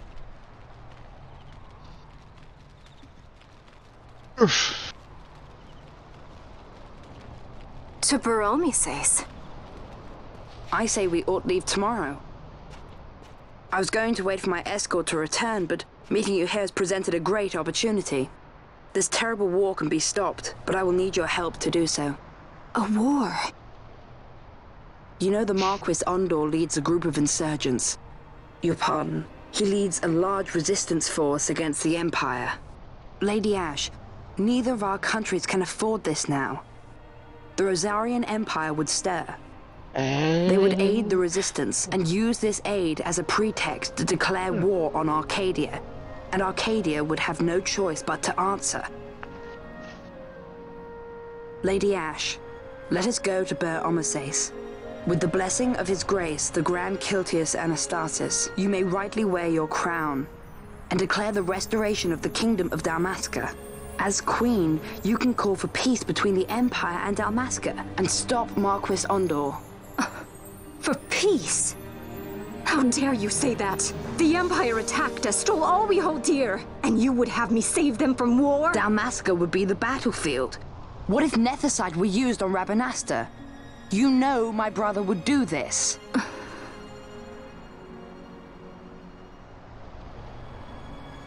Forgive me. I presumed overmuch. I could think of no other way to avoid bloodshed. If you cannot trust me, then please, take me as your hostage.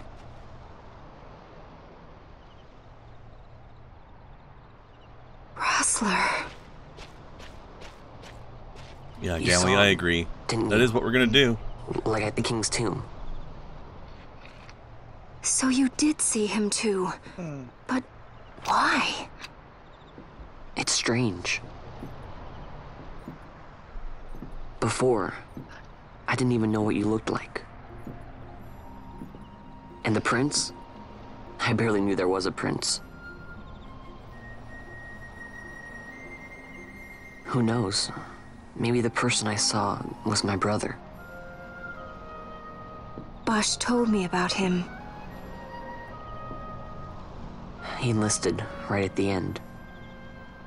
But for what? He knew he couldn't win. To protect something. How can he protect anything when he's dead? Was it different for Prince Rassler? Did that make sense? Hating the Empire, getting revenge, it's all I ever thought about. But I never did anything about it. I mean, I realized there was nothing I could do. It made me feel hollow, alone. And then, I'd miss my brother. I'd say stuff like, I'm gonna be a sky pirate, or some other stupid thing. Just anything to keep my mind off it.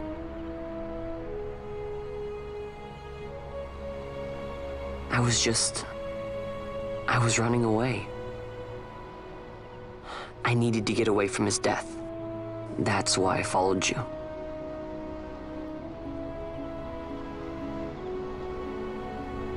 You know what? I'm through with it.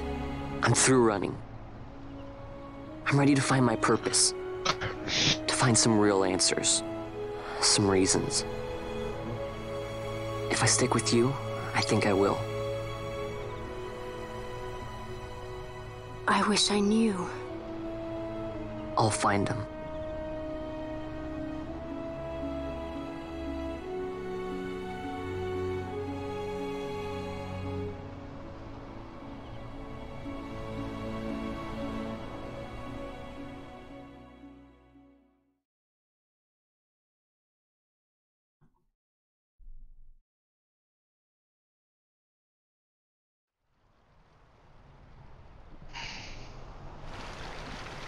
I will accompany you to Mount Baromises.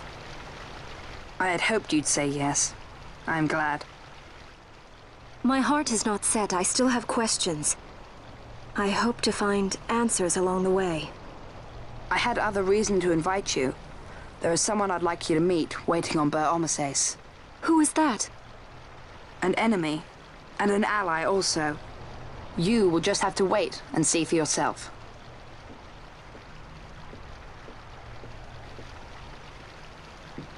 That Larsa likes his secrets. He does not mean ill by it. He's not bad. At least for an Imperial.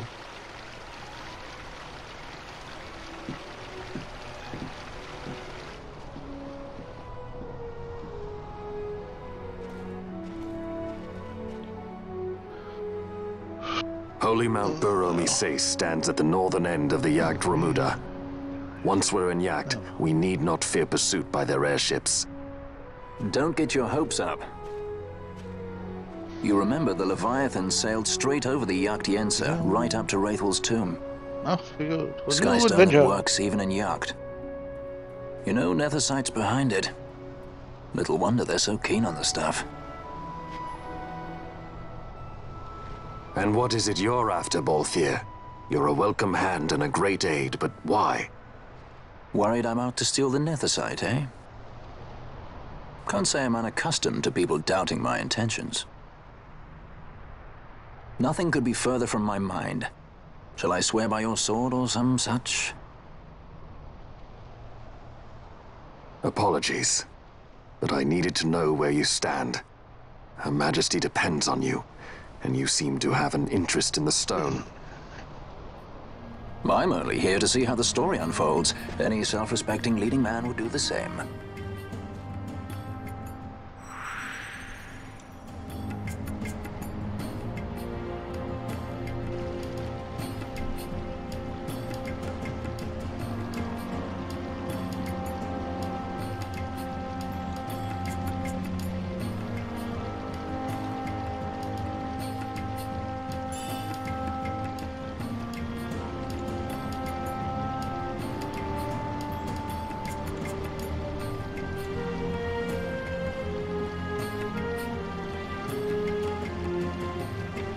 All right, that was a lot of lore dump.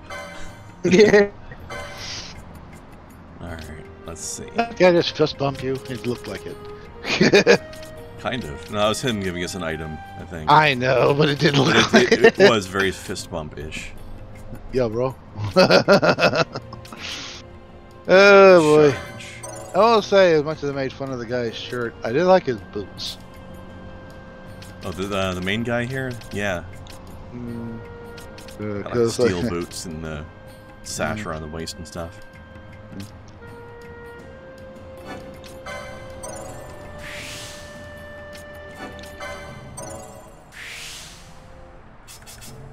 Yeah, let's see.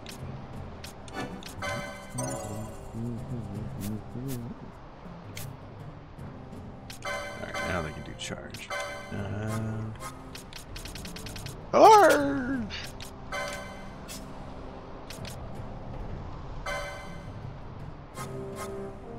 It's a nice little ability where if you're low on mana, you can basically take an action in combat to charge yourself back up. Mana mana. Do do do do do. Mana mana. Sure. I don't know where that came from just now, but why not? You said mana, I just kind of my mind went there.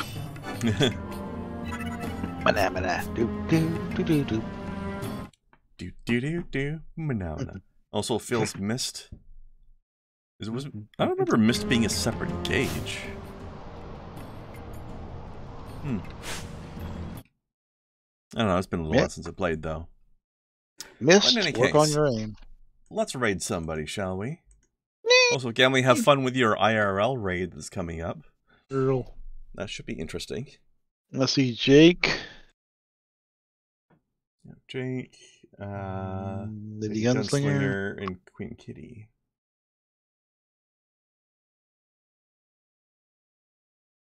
I don't know what this game Kitty is playing is. Linger. I've never heard of that. I'm gonna have a quick peek and see what it is. Once this ad is finished. Alright, let's see. Some sort of horror game. Alright, chat, what do you think? Do you want to watch Astroneer or do you want a horror game? Who shall we raid? I don't know either of these games. I haven't seen Astroneer.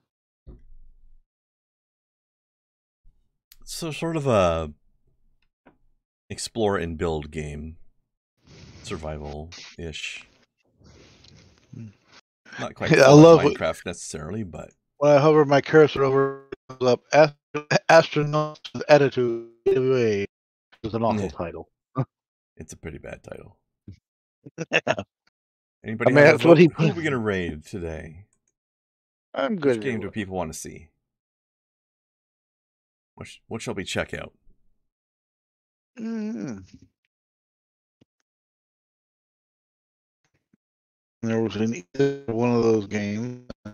And Kitty. I heard her. If that's a her, I'm making assumptions.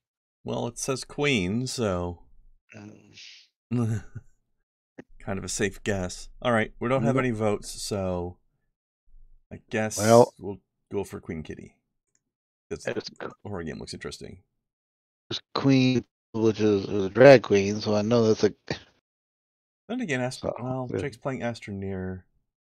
What about how that's going for him? And what the hell? Let's raid Jake. See what he's doing in Astroneer. I just raided both of them recently, so it's whatever either way. All right. So, like I said, we'll be back to this game again on Thursday. And Alien Planet Factory Building on Monday, Tuesday. Okay.